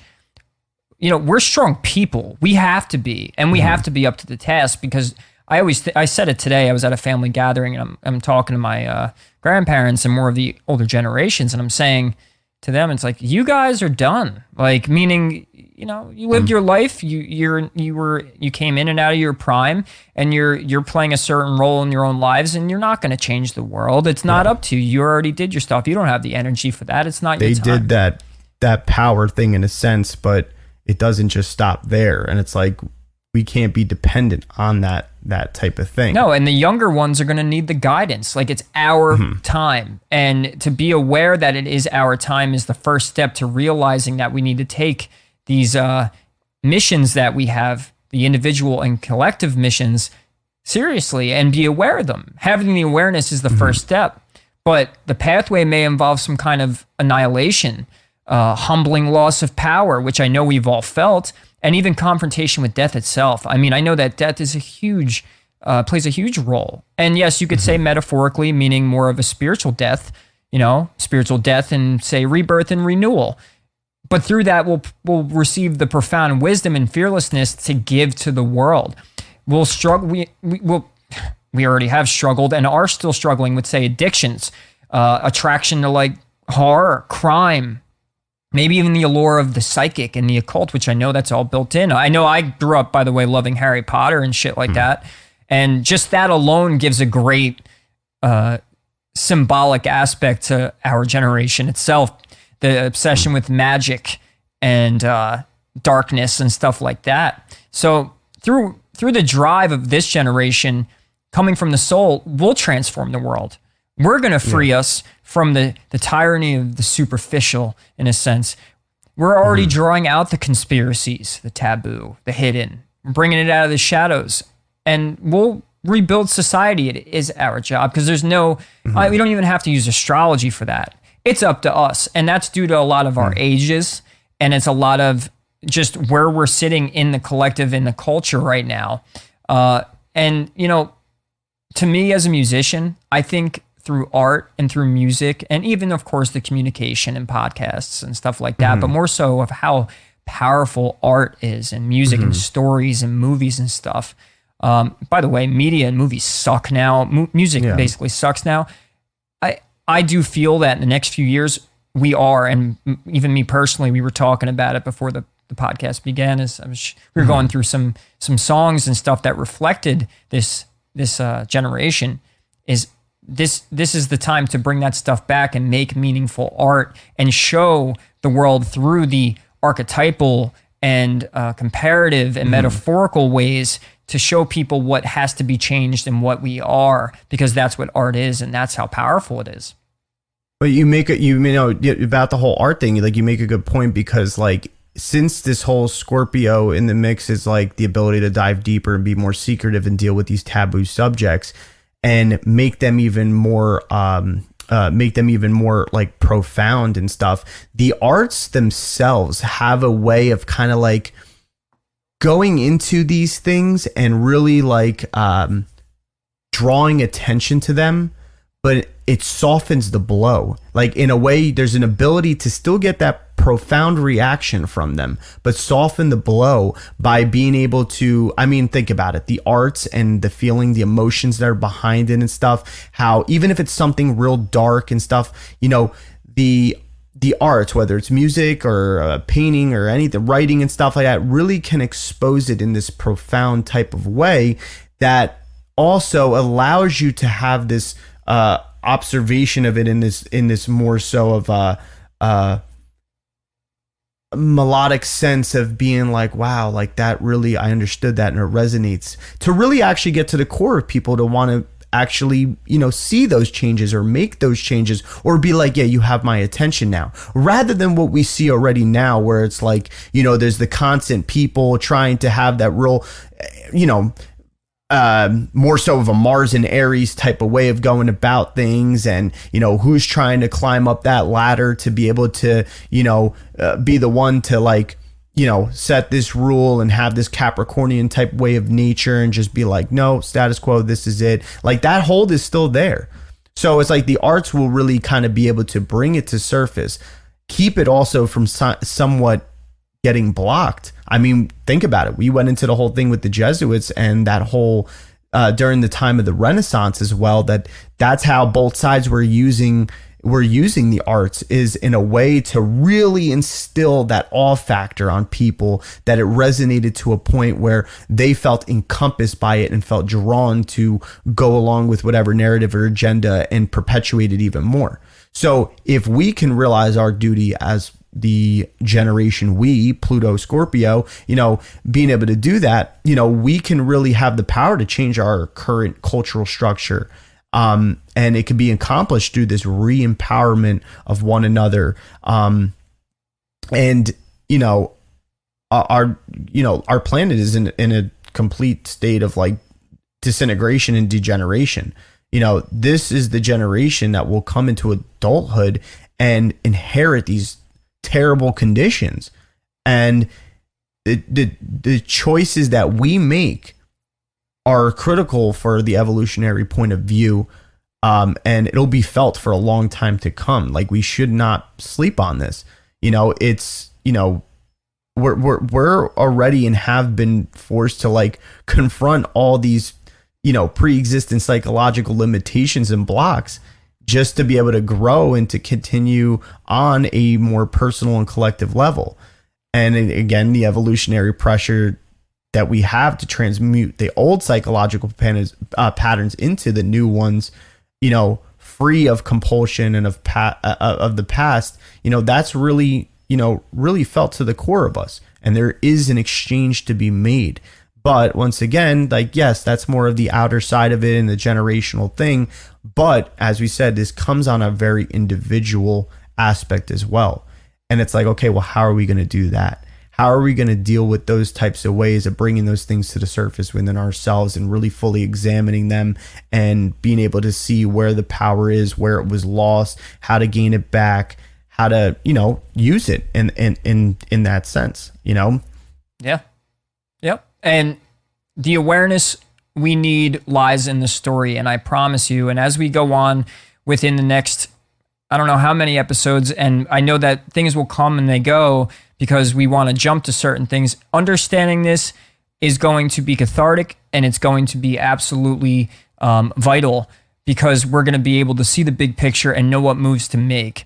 And you had said this before, Gio, where you're saying with the pandemic that you look outside and it's chaos and it's confusion and you don't know where really to even begin. And as society falls apart, looking outward ends up becoming useless, because what's decision is there to make? It feels like the world's getting smaller, and our decision making is being lessened and lessened to where we don't have many options.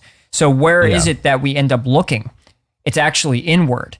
But because, say, a lot of us have lived so many years and haven't really done that much, or not even been taught how to, this is where the astrology comes into play, because it's giving you the mission and the theme. It's giving you the awareness. And then when you look back too, I mean, a lot of older folks look at the generation of the Millennials, which is Pluto Scorpio, as this lazy, video game playing, porn looking, not motivated, very cynical group of people. Millennials have such a bad rap. But the thing is when you go and learn the story of this Pluto Scorpio generation, the millennial generation, everything we've done up to this point is according to. We're on point. We're on track here. But this is where now it being discussed and being brought to awareness is the next move. It's like, don't blame yourself because maybe you have been through a bunch of trauma and pain and drug addiction and alcoholism and loss and hurt and death being involved in your life prominently, and being separated and feeling disassociated.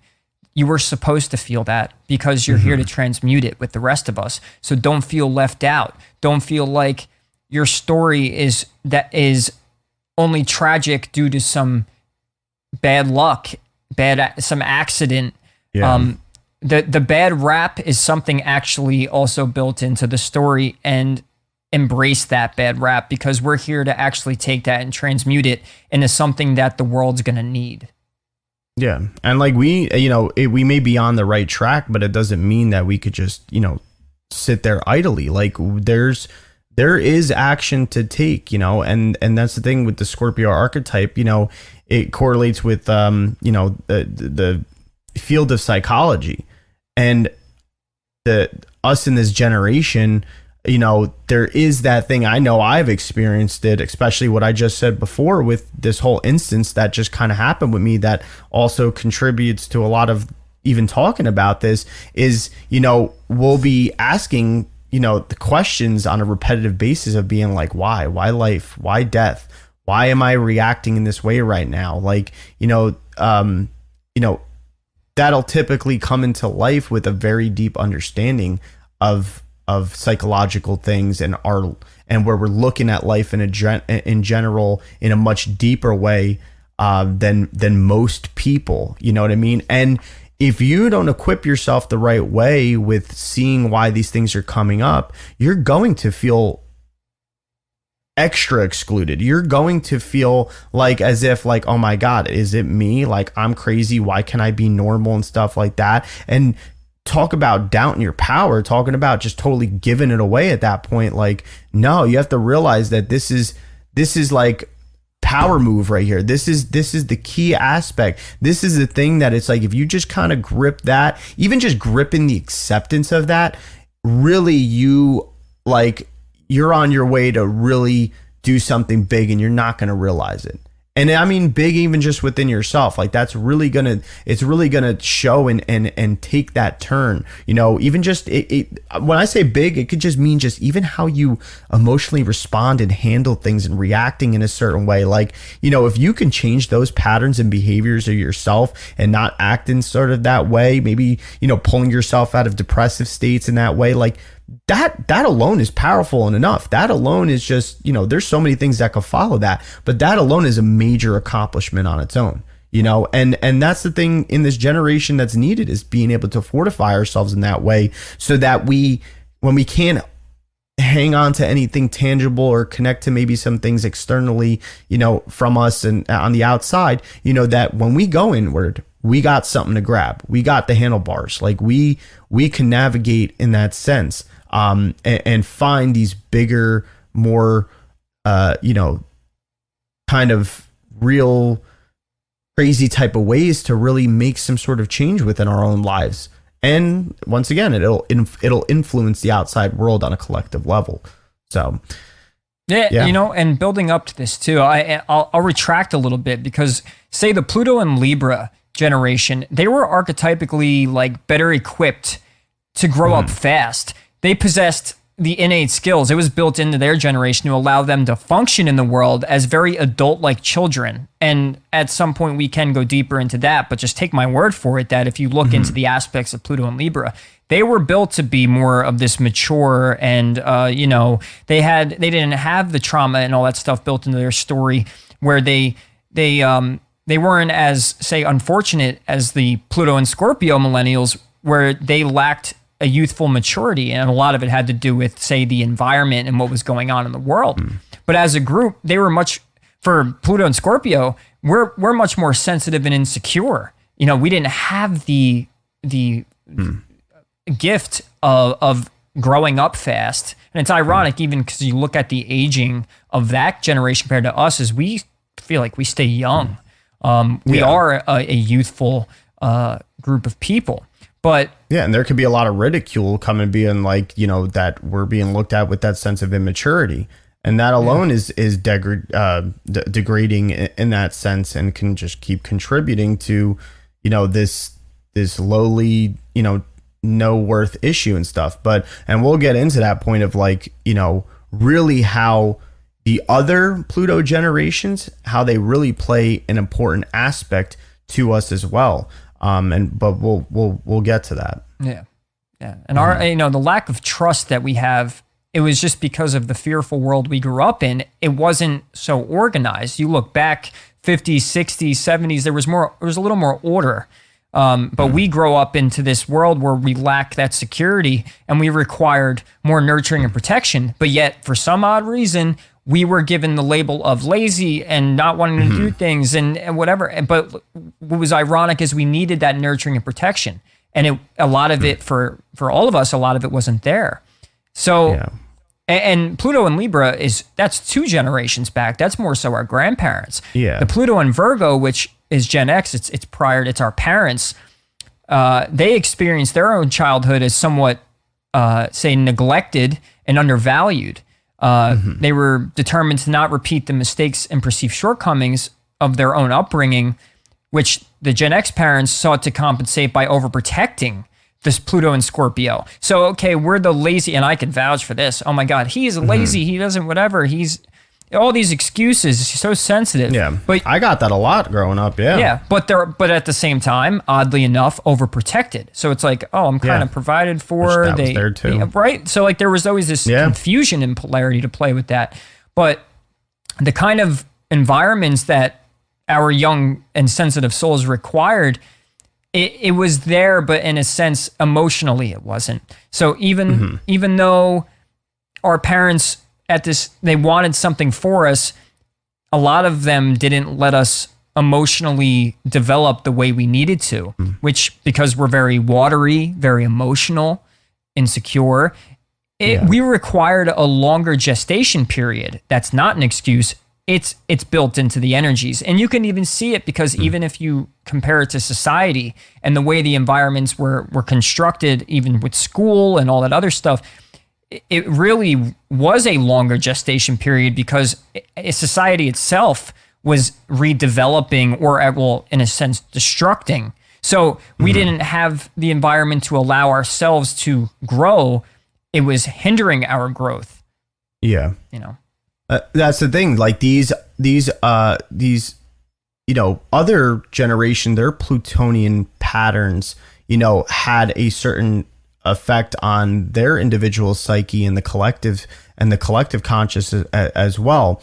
And astrologically, there is a way that this plays a role, and and I think this goes very important with, kind of like when you sit there and like, oh, okay, in order to understand maybe some of my habits and my patterns and my traumas and to be able to heal myself, sometimes I have to look at my childhood, or I have to look at my parents, and I have to look at like how some things transpired. You could do the same thing with this Pluto, with Pluto generations and stuff, and astrology, because, you know, when it comes to that, you know, over the course of human life, Pluto makes up to 6 aspects back to its natal, you know, it making aspects to its original natal position. And therefore it has the potential for like 6 life stages. You have the semi-sextile 30 degrees in youth, the sextile 60 degree in young adults, the 90 degree square entering more of your midlife, and then the trine 120 degrees in late life, then the inconjunct 150 degrees in elderhood, and then the opposition 180 degrees in old age. So this is how we're seeing it that way. So to break it down a bit, you know, you get the Pluto Leo generation, which are the baby boomers. Those are 1937 to 1956. You know, Pluto Scorpio era, we square this generation. It kind of shows the kind of squares tension.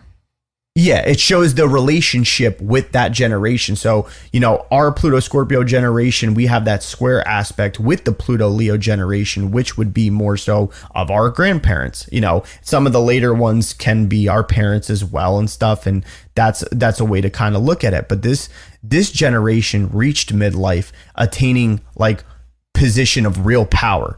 You know, think about that time period. Think about it. And I mean, this goes different for other countries and stuff too. But, you know, for the United States, like, you know, there was an emergence. This is after, you know, a lot of this time was after the war, you know, after World War II, things were going good. There was a boom in a lot of stuff, like, you know, even just in relation and the household and all that stuff. You know, they had the good fortune of coming to power during an era of power, you know, so they were transforming themselves, you know, even from being like these liberal hippies to conservative yuppies. You know, we're the we generation, they're the me generation.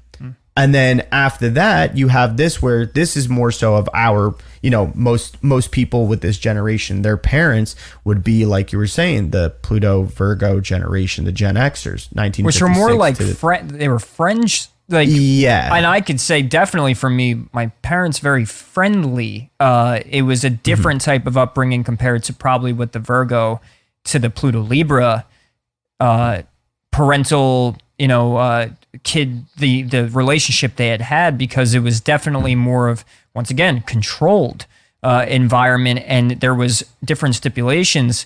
But for us, it was like they were giving us something they didn't have, which was that friendly emotional support, but the deeper and parental support definitely wasn't there. Yeah, I think there was like a little bit of an immaturity at times with stuff like that, and it's not their fault in the way, but it's also the pattern of what they kind of came up into as well. And it's like, you know, the Gen Xers, those Pluto Virgo, like I like, to me, this fascinates me, this whole correlation, why, when it comes to more specifically to Pluto Scorpio generation with, you know, the relation with the Pluto Virgo generation, like just this whole thing, like it really is telling to a lot on a deep psychological, more emotional type of thing, because, you know, especially when it comes to family. So it's like, you know, they experienced their sextile aspect phase in their young lives when things were supposed to flow with like more of an effortless grace and ease, but they were kind of economically challenged as young adults that entered into like the workforce during a recession. They were also denied sexual liberty. They were denied that sexual liberty to have that, because then, you know, the outbreak of AIDS crisis, you know, came in, the bunch of drug war and gang violence coming in as well. And, you know, this kind of, it kind of rendered them similar to the powerlessness end of the Pluto Scorpio. And they were also, you know, dismissed, you know, along with us in a way, as slackers from the boomers, you know, and then they would grow up in the long shadow of their their Pluto Leo boomer elders, but hidden behind all of that like nonchalant sarcasm and being kind of like called slackers, like they also possessed a keen critical eye, and they had this real practical ability to like to gain this sort of like, nah, I'm gonna like really prove that wrong, like that's not true, because it kind of wasn't. And they had that work ethic that it would end up enabling them to like make the best of like the crummy shit that they were dealt with. So, then after them, you have and the thing is that there's just a serious bond there, because like I was saying before, you have where Virgo is more of the light side, and that's mutable, and then you have Scorpio, which is the fixed dark side and stuff. It's both the glyphs that they're like merged together, and just Libra separates them. So it's like they experienced that same thing almost in a way that we kind of came into the Pluto Scorpio generation, but like with a different aspect of the generation before them that was a lot more hot and heavy, and it was a lot more like had the power and coming at them. Where we're coming from with them kind of comes from a sense of like that power was like it's not full blown power like the Pluto Leo generation, but like they developed into having whatever kind of established power, but they became like content, what you were saying before, like, hey, I did it, whatever. I know that's also the boomer generation, but it's kind of like being like, I showed my way, I worked my way. It brings up a type of a pride as well, and they have more of that nurturing aspect but it's in a prideful sense. I know my parents, kind of was like, yeah, I didn't have this either. There's no excuse. Like, my parents, they did this and whatever and stuff, but they also were very concerned about your well-being, as much as they tried to push you, because that's all they knew, that they were just very concerned about your well-being. So therefore there tended to be a conflict. But then you have the Pluto and Libra, the Zennials, 72 to 83. And they experienced Pluto and Scorpio during their semi-sextile 30-degree aspect. And it was a challenging phase in life, and that they ended up taking on at an extremely young age, which forced them to grow up quick and learn to like negotiate about sexual, these sexual power dynamics while still going through puberty and adolescent years and stuff, and especially with the AIDS epidemic and stuff, not knowing which way to go, but being in that explorative way. But it's also the relationship generation, and keeping into their soul collective purpose still, in a sense, to be able to realize that like, yeah, but we still have to do this, And I see that also, like the Pluto Libra generation is that bridge that gaps the Virgo and the Scorpio one, Yep. And when you look at it, Libra is cardinal, outward moving. It's yang, so it's the active, air, it's intellectual, and it's lending it a quality of this real strive for expressiveness. And then the learning lessons, they had these learning lessons of objectivity and relativity through relationship dynamics. And a lot of these Libra generations could have struggled, especially in their adult years and, coming to form and being their own person, to actually have more self-sustaining relationships like the generations before them, being married. They kind of tried to do that thing, but a lot of times those relationships kind of didn't last. They kind of fell apart. That's what they were here to transform. Exactly. And being able to bring more of that, like, okay, we're going to bring more so of that youthfulness and stuff with the classical traditional ways of relationship, and learn to transform relationships in that way to bring it more towards, we're in this day and age now, and that was the thing. So that was real transformative for it in that way. So, yeah, go ahead. No, I was going to say too, because before, now that I think back, I worded it backwards, but what I meant with the Pluto Virgo going into Pluto Libra is the Virgo Libra connection, and those children with those parents, it by having their dynamics affected the following. So the way the Virgos were coming into the Libra, it affected them in a certain way, which led to all of the relationship changes. It harbored that in, and the way they were treated and what lacked for them ended up having some metamorphosis in their consciousness to change relationships, and it had a lot to do with their parental relationships. A lot of it always comes from mirroring what we're going through as children in our family. Our family dynamics are playing a big role in, say, evolving us or allowing us to evolve into the people we need to be for the next generation and what effect we're going to have. But they're also bringing in this theme. And Libra is the 7th house, which is the house on the chart of relationships. So as much as they may have tried to do the structured Virgo, way of living, it's like, well, whatever the Virgos did, and especially in marriage and all that stuff, the Libras tried, but they were here to transform it. And that would be a way to see that ongoing theme that they had to play of, okay, well, you're going to have this lack or this void of relationships. It's going to at first seem right because you're following suit, but now you're here to transform that. And that because of all of those unsteady relationships and what that was changing in the dynamics of the family leads into that Pluto Scorpio. Because now, due to divorce rates and all that, obviously having to do with relationships, of course, and marriage, because that broke down, it had some sort of profound effect on us as the Pluto Scorpio, because with that lack of stability in relationships, that now had lacked stability in our parental guidance. And it led to, say, the absence of the father, because the father was obviously we could all agree that with custody, a lot of kids went with the mother.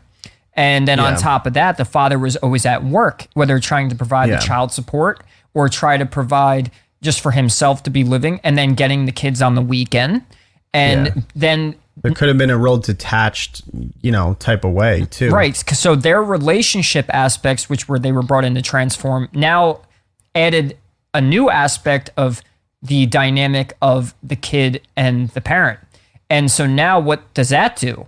Well, look how beautiful the universe is in this sky clock. The story's going, well, hey, Pluto Virgo is this structured generation, and it's doing it a certain way. They brought in a lot of great things, and they changed a lot of great things coming from the Pluto Leo into that.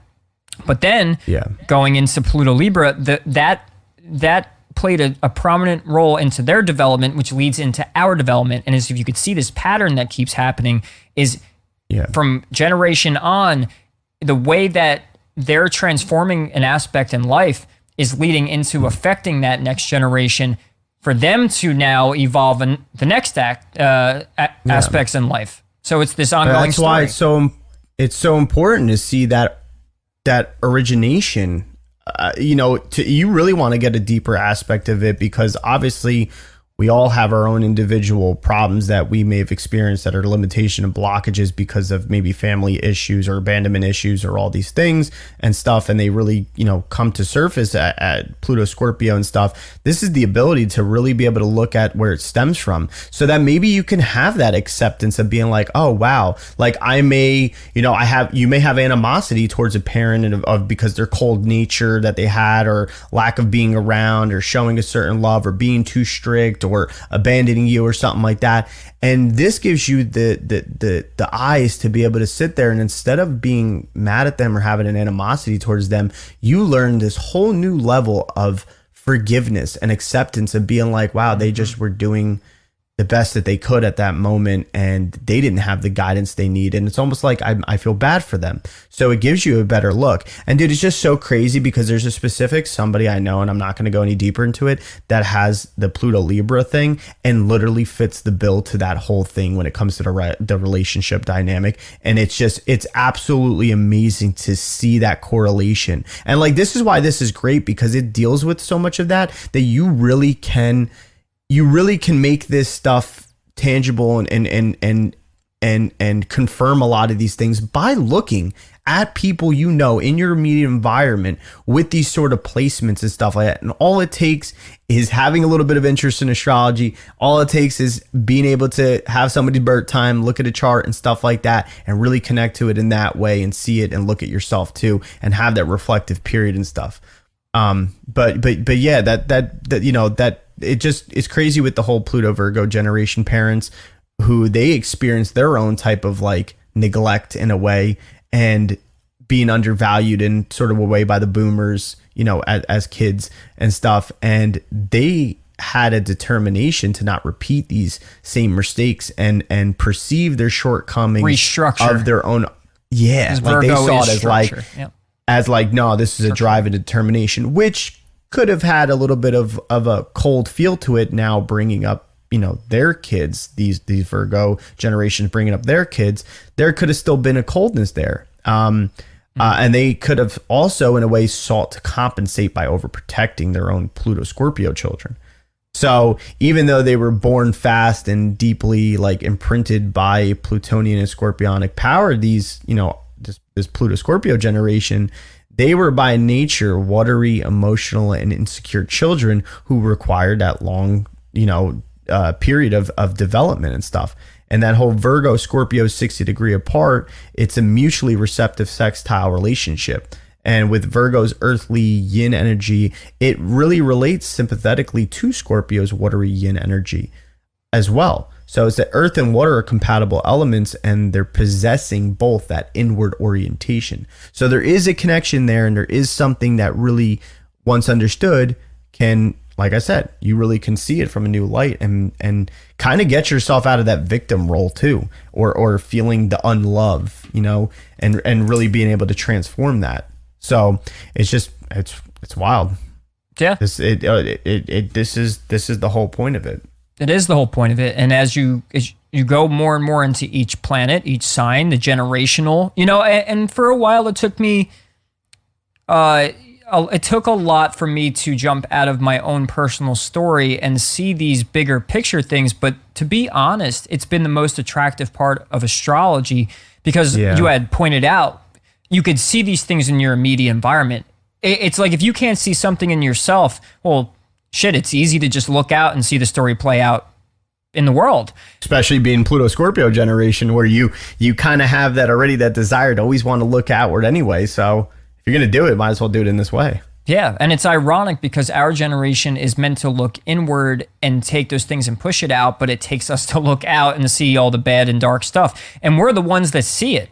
It's no coincidence that our generation grew up watching shit like Clockwork Orange, movies like The Craft, because for some reason, horror and death and all that, sex and all this, the taboo shit to us was familiar. It was comforting. It was things that made us feel at home. We lived in the darkness, but for some reason we like it.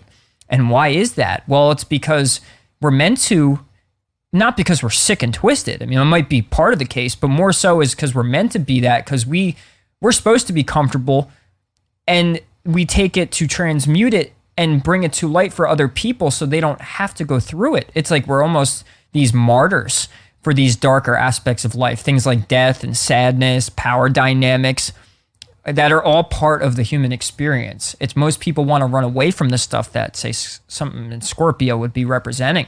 Millennials really aren't ones to shy away from reality as much as people want to push on us that we're lazy or don't want to do anything. It's because we've come to terms with reality. We see the bullshit. We see the nonsense, really. And yes, it could come off like we're cynical or that we hate the world or even ourselves or our parents or whatever it is. No, that's not the case. It's the fact that we are misunderstood. And by the way, the harsh definitions given to us and the labels given is actually also built into the story. It's something we have to deal with. And I'll just say, out of a little frustration, it's fucking annoying because the whole world seems to be falling apart. And I feel like it's only us that could really come to terms and see through it all and want to change it. When yet you have a lot of others that are willing to accept it or just lay down and say, okay, well, it is what it is. One of my most biggest pet peeves with, say, even like something Matt talked about, where he was talking about like the emails, and he was saying, like, telling like his aunt, he's like, oh, they could see everything. They're collecting everything. And the lady's response was, well, I have nothing to hide. And it's like, that's the epitome of like, you're missing the fucking point, dude. Yeah. Like, it's the principle. And Pluto and Scorpio can see things for the principle. They see things on the deeper aspects and get down to the reality of it. And what can that do to a kid or someone growing up and developing is you don't give a shit anymore because you see other people missing the point. And because you're misunderstood, and they don't want to do anything about it, but then they won't let you do anything about it because, well, you're just sensitive or you just don't want to go to work or whatever. But the fact is, we're sitting here witnessing a broken system and people having this misconstrued and misinterpreted version of reality that they're living. It does play this like, heavy weight that could be very detrimental to people that aren't aware. Comes back to the beauty of understanding and being aware of the knowledge.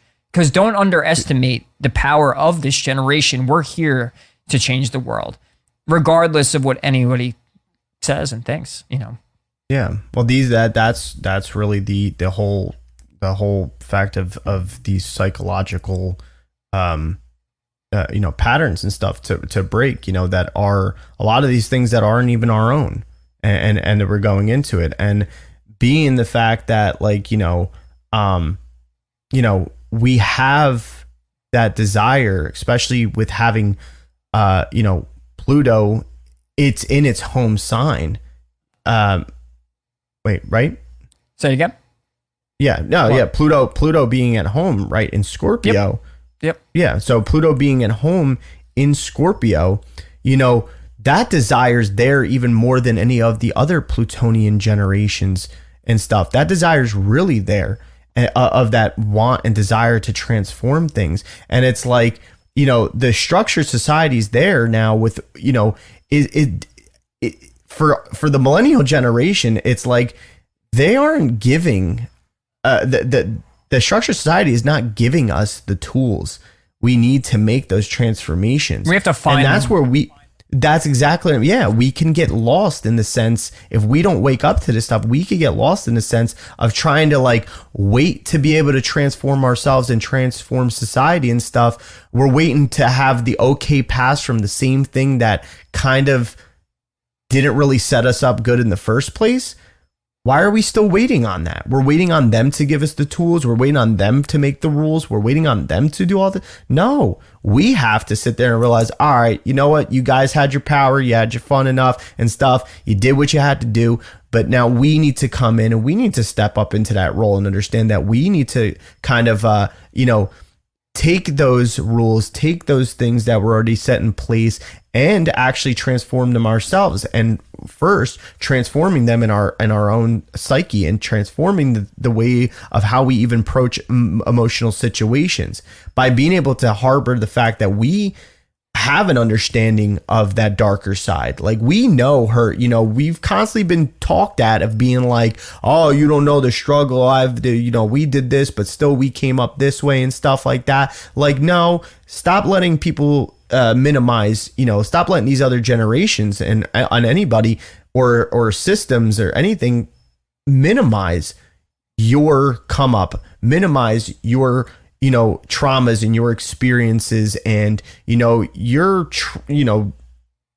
digging through the trenches and stuff like that. You did it. You have your own, it may not be similar to the others and stuff like that, but there's no reason to sit there and try to measure up who did more or whatever. That's those generations' job of sitting there being like, oh, well, my struggle was more than you. No, we're at a point in time where we can be like, yeah, I'm not playing your prick waving contest.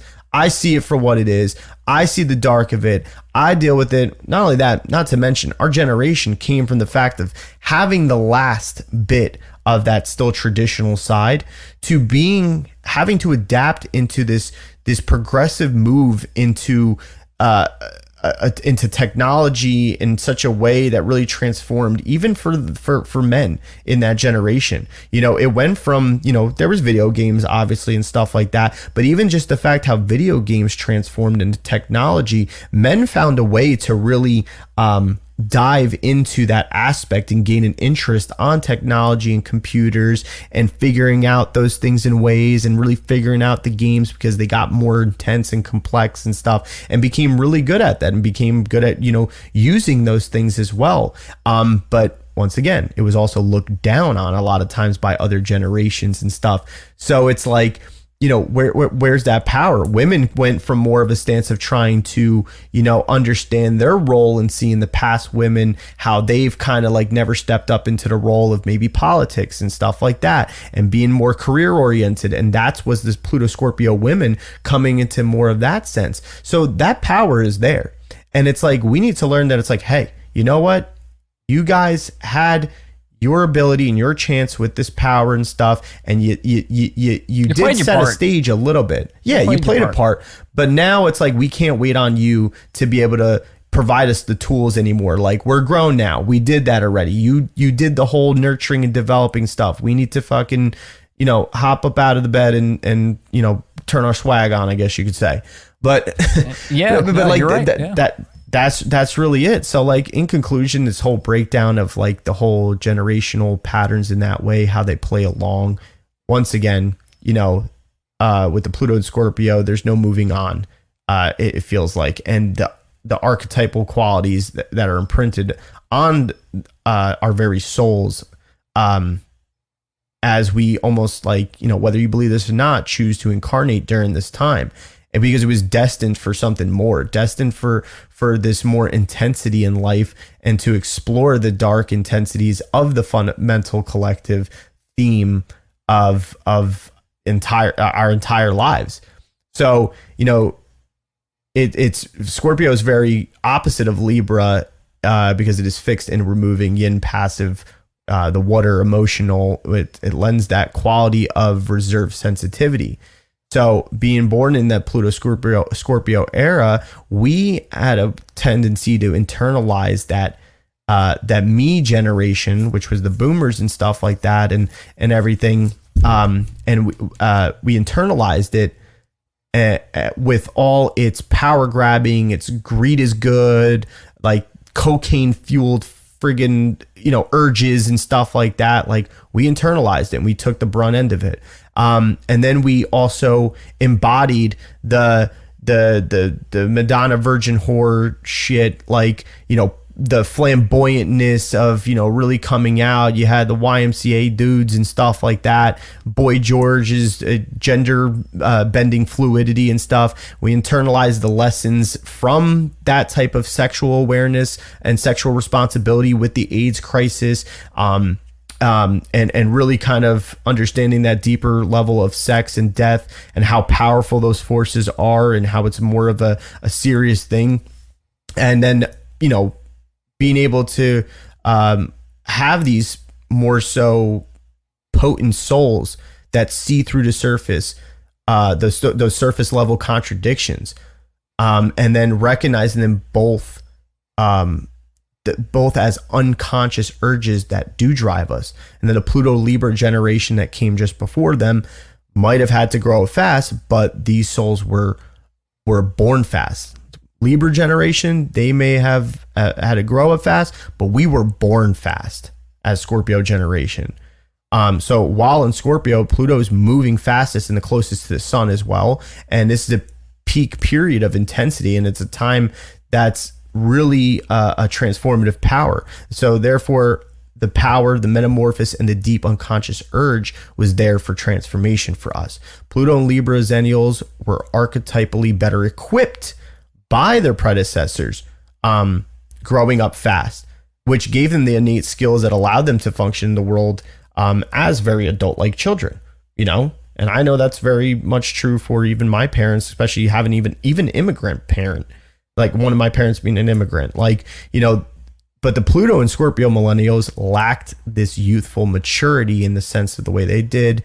And then just as a whole, were much more sensitive and have the tendency to have that insecure side of us, and lack of trust did make us fearful of the world and to require that more nurturing aspect. So that's how it all melds together. And now you can further explore more on a personal level for yourself with that understanding, and see how to maybe heal some of those family traumas that you might have that you feel are holding you back. This way you can let that stuff go, get on to moving on with your life. Yeah. And I think next episode, and I'm actually making this decision on air right now, or on point, to go through the houses would be a great add on to this. So next episode, we'll go into the houses and explain for our generation, and so others can hear and even do some exploration in their own chart. And if you are in another generation, you could see, and especially because if your time has passed already, or at least like you've done a lot of your mission, it's even a great tool to look back and say, you can compare it and say, oh, wow, look, it happened naturally, which will further instill your belief in this, and seeing that the sky clock and the blueprint of the universe is built in within everything within it.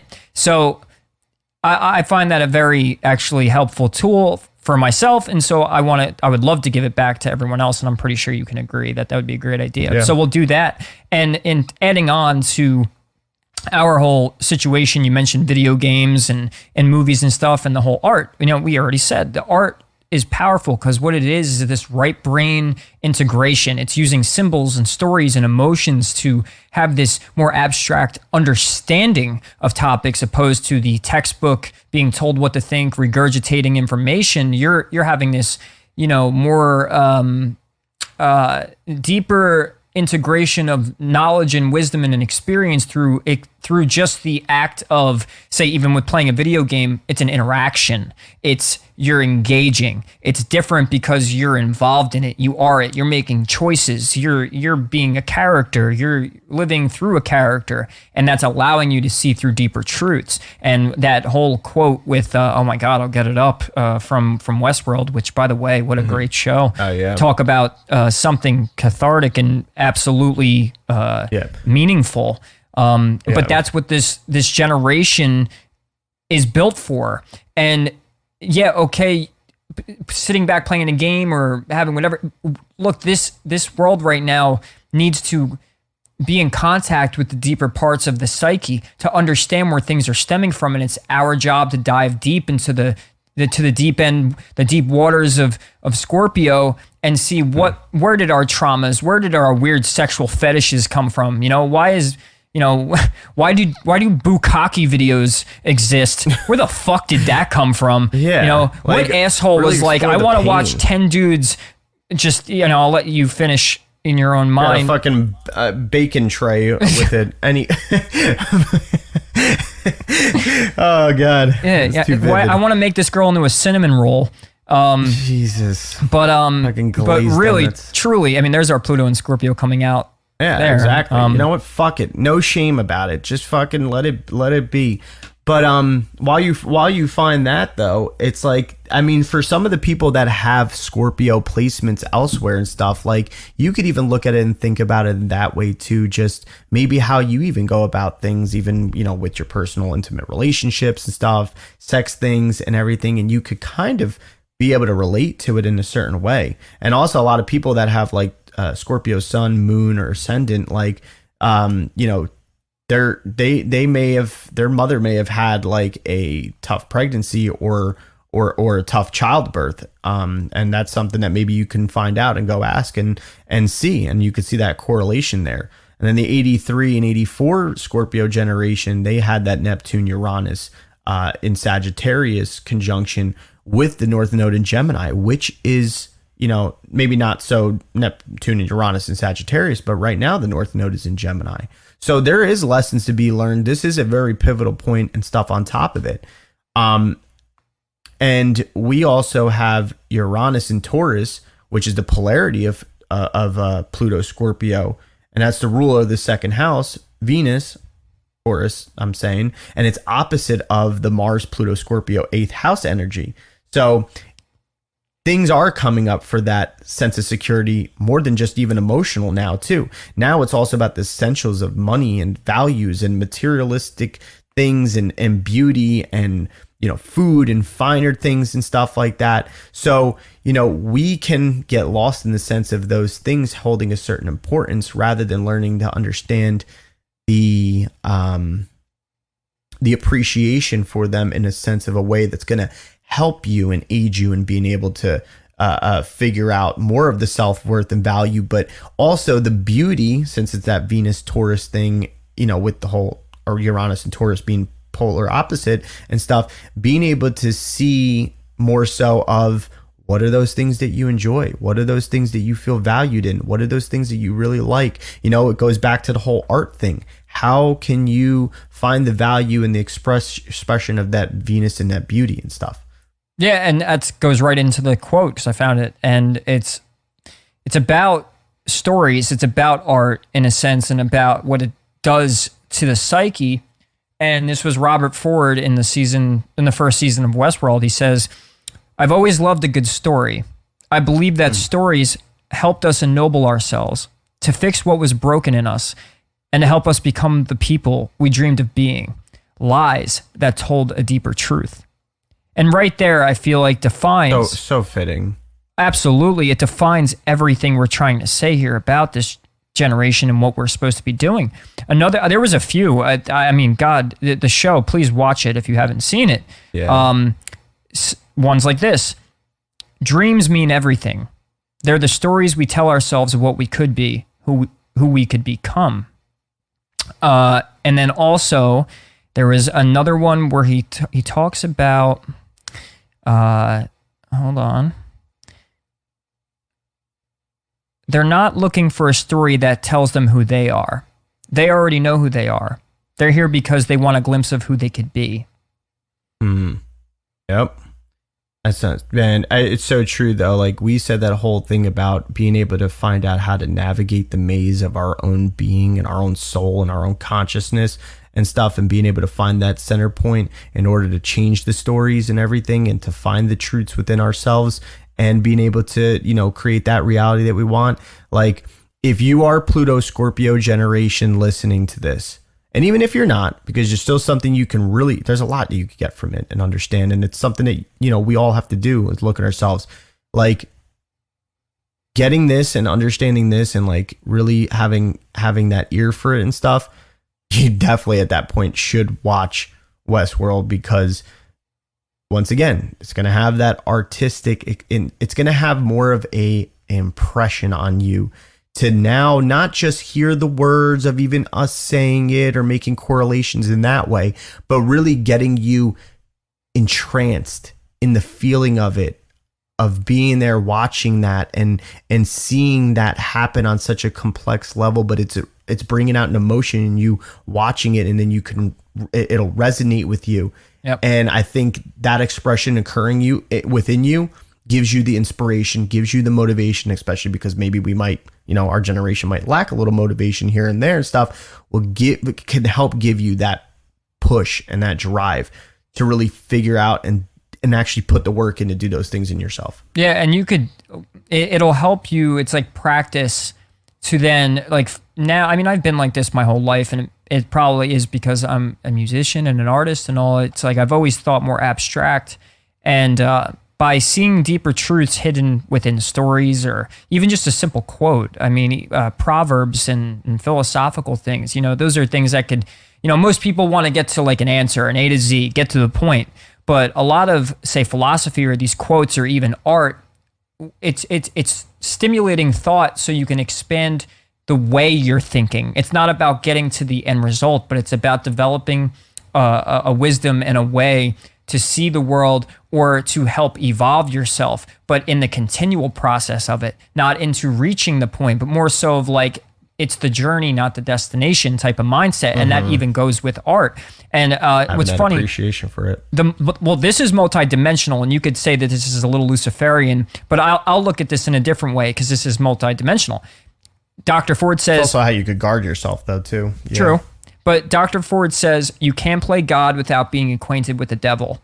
And that I would actually really related to the fact that not that I want to play God, but more so of play the creator of my life. I can't do that until I've known the devil in myself. That's how I would take that. And know thy enemy. And know thy enemy. Sure. So and that's our purpose, is to reveal those enemies, whether it's in our own individual lives or the collective enemies.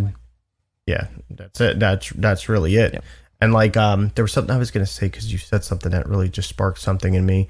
About the whole thing of that, even just the creative expression and stuff. Like, say somebody like you, that you've had that and you've maintained that and stuff. Yeah, it's not to say that you haven't faltered in certain ways and you haven't had low times of the expression and stuff, and maybe didn't see, how, powerful you can transform yourself in that way, maybe sometimes through it, maybe at a younger age. But like, this goes along for somebody who maybe is a Pluto Scorpio generation, kind of like me, who as a young kid, I actually had that innate ability to like really be imaginative, really be creative, especially Pisces moon and shit over here. Like, I had that. My imagination was vivid. I loved creativity and stuff, but coming from the Pluto Virgo, and this is not me playing victim or putting blame or anything, but coming from the Pluto Virgo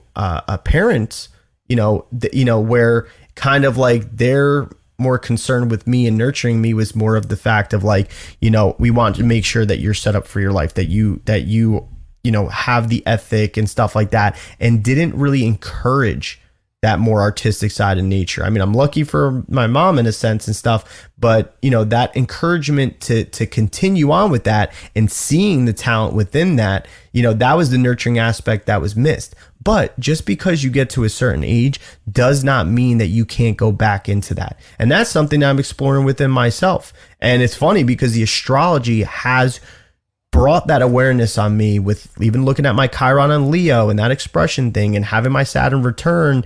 If you're to look at a bit in more of, in the Placidus chart of being in Aquarius, my Saturn, in the 5th house, it all goes back to all this, childhood stuff, lack of that type of recognition or appreciation stuff, and learning to find it within yourself and bring out that creative expressiveness so you can dive into your worth. You can develop it now again. You can pick up where you left off, and there's nothing wrong with that. Right.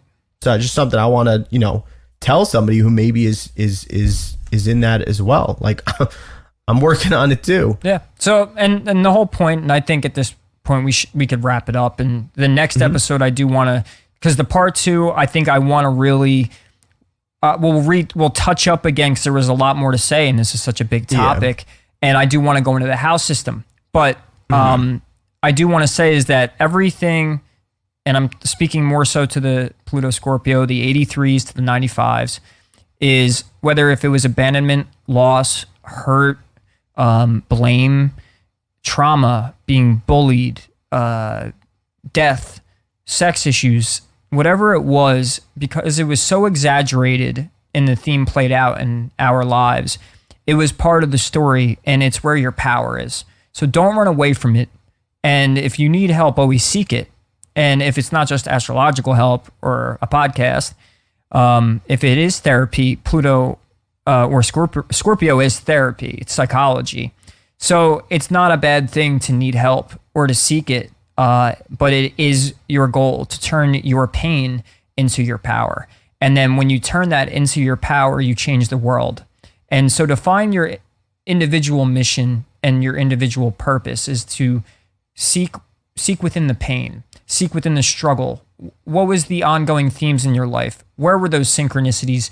And if there were things that were constantly repeating, whether they were general or more specific, doesn't matter. As long as those things were repeating as themes, as if something was trying to tell you something, it most likely was. And I could vouch, because as soon as I became more into my awareness and be aware of that, and knowledge like the occult and an astrological influence, I did notice that all of the pain that was inflicted on me, whether if it was on myself or from other people in my outer world, it it was actually all for a bigger purpose and bigger things. So it's not like it's going to go to waste. And a lot of us actually didn't make it. And we can salute those souls for, and I've witnessed a lot of death when it comes to, say, drug overdose, and people I know that in our age group ended up killing themselves or being killed because of all of this heavy pain. But now that you have the awareness and the ability to see it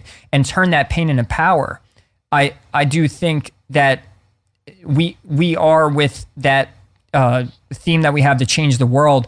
It is that go into the pain, dive deeper, face it, because when you then break through that, you become the caterpillar into the butterfly. And in the near future, it will be our time to take responsibility and to then now help, whether it is the Pluto and Sagittarius and Capricorn, or to finally tell the Pluto and Leo to screw because you had your time. But it's to have that really set up the self-awareness. future generations. Yeah, exactly. So, and I think that's the next episode.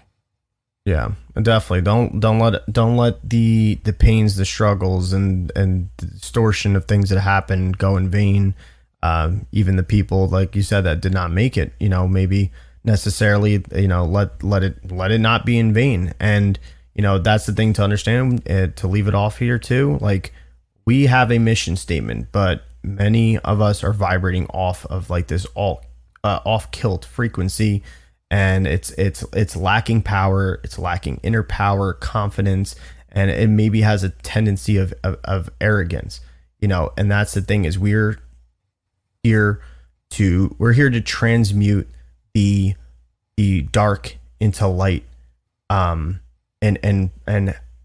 figuring out how to bridge that needing of help and guidance and stuff from the past to now, and leading into the future as well.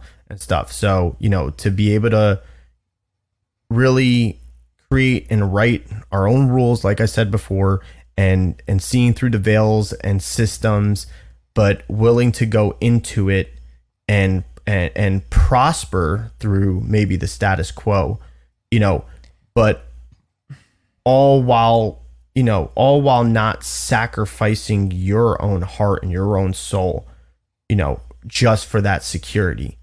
Being able to learn to do it and do the work, and not let it be like the past ways of doing work, and to let these things go, and understand that they're okay to let go, and take on that more side of it of embracing the dark and accepting, transmuting things.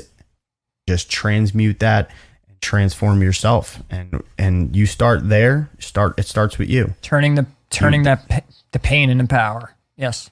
Yeah.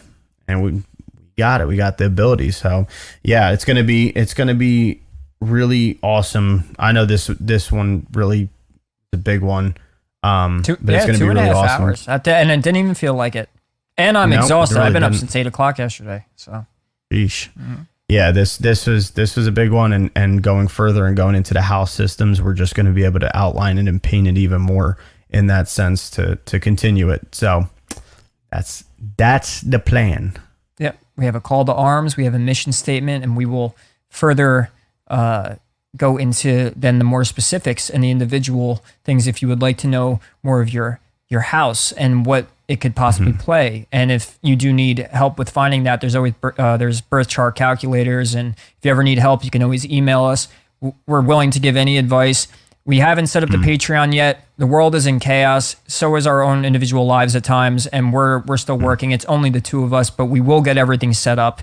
We don't always want to sound like we're talking out of our asses, but we are learning as we go, and we also want to do this the right way and make sure we develop this very helpful system of not only delivering you information, but also allowing it to where we can start a community and have the ability to constantly communicate and give you the information needed. And especially when it comes to relating to what we're talking about on the podcast. So if you do need help with that, we'll also guide you in that. We'll guide you into how to find your house of Pluto, your generation, if you need to.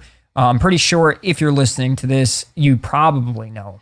But if not, we're here for all types of listeners, whether new or more of transcendent veteran. So Yeah.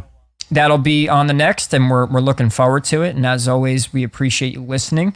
We're excited to be back. Expect consistency and more fun to come. I definitely needed to do this. I know Gio did too, especially after the month he just had. Absolutely. Yeah, we're definitely that's the great thing about this, and transforming it as we speak.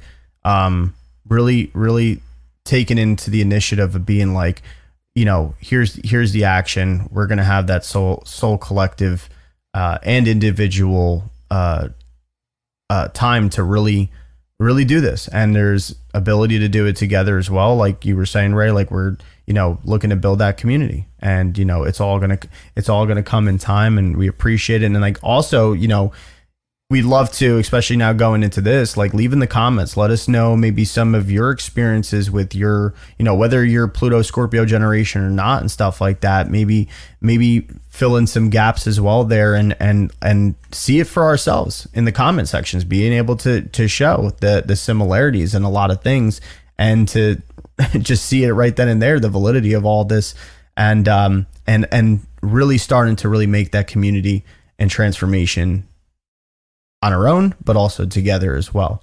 And it'll come along, and we'll be able to do that.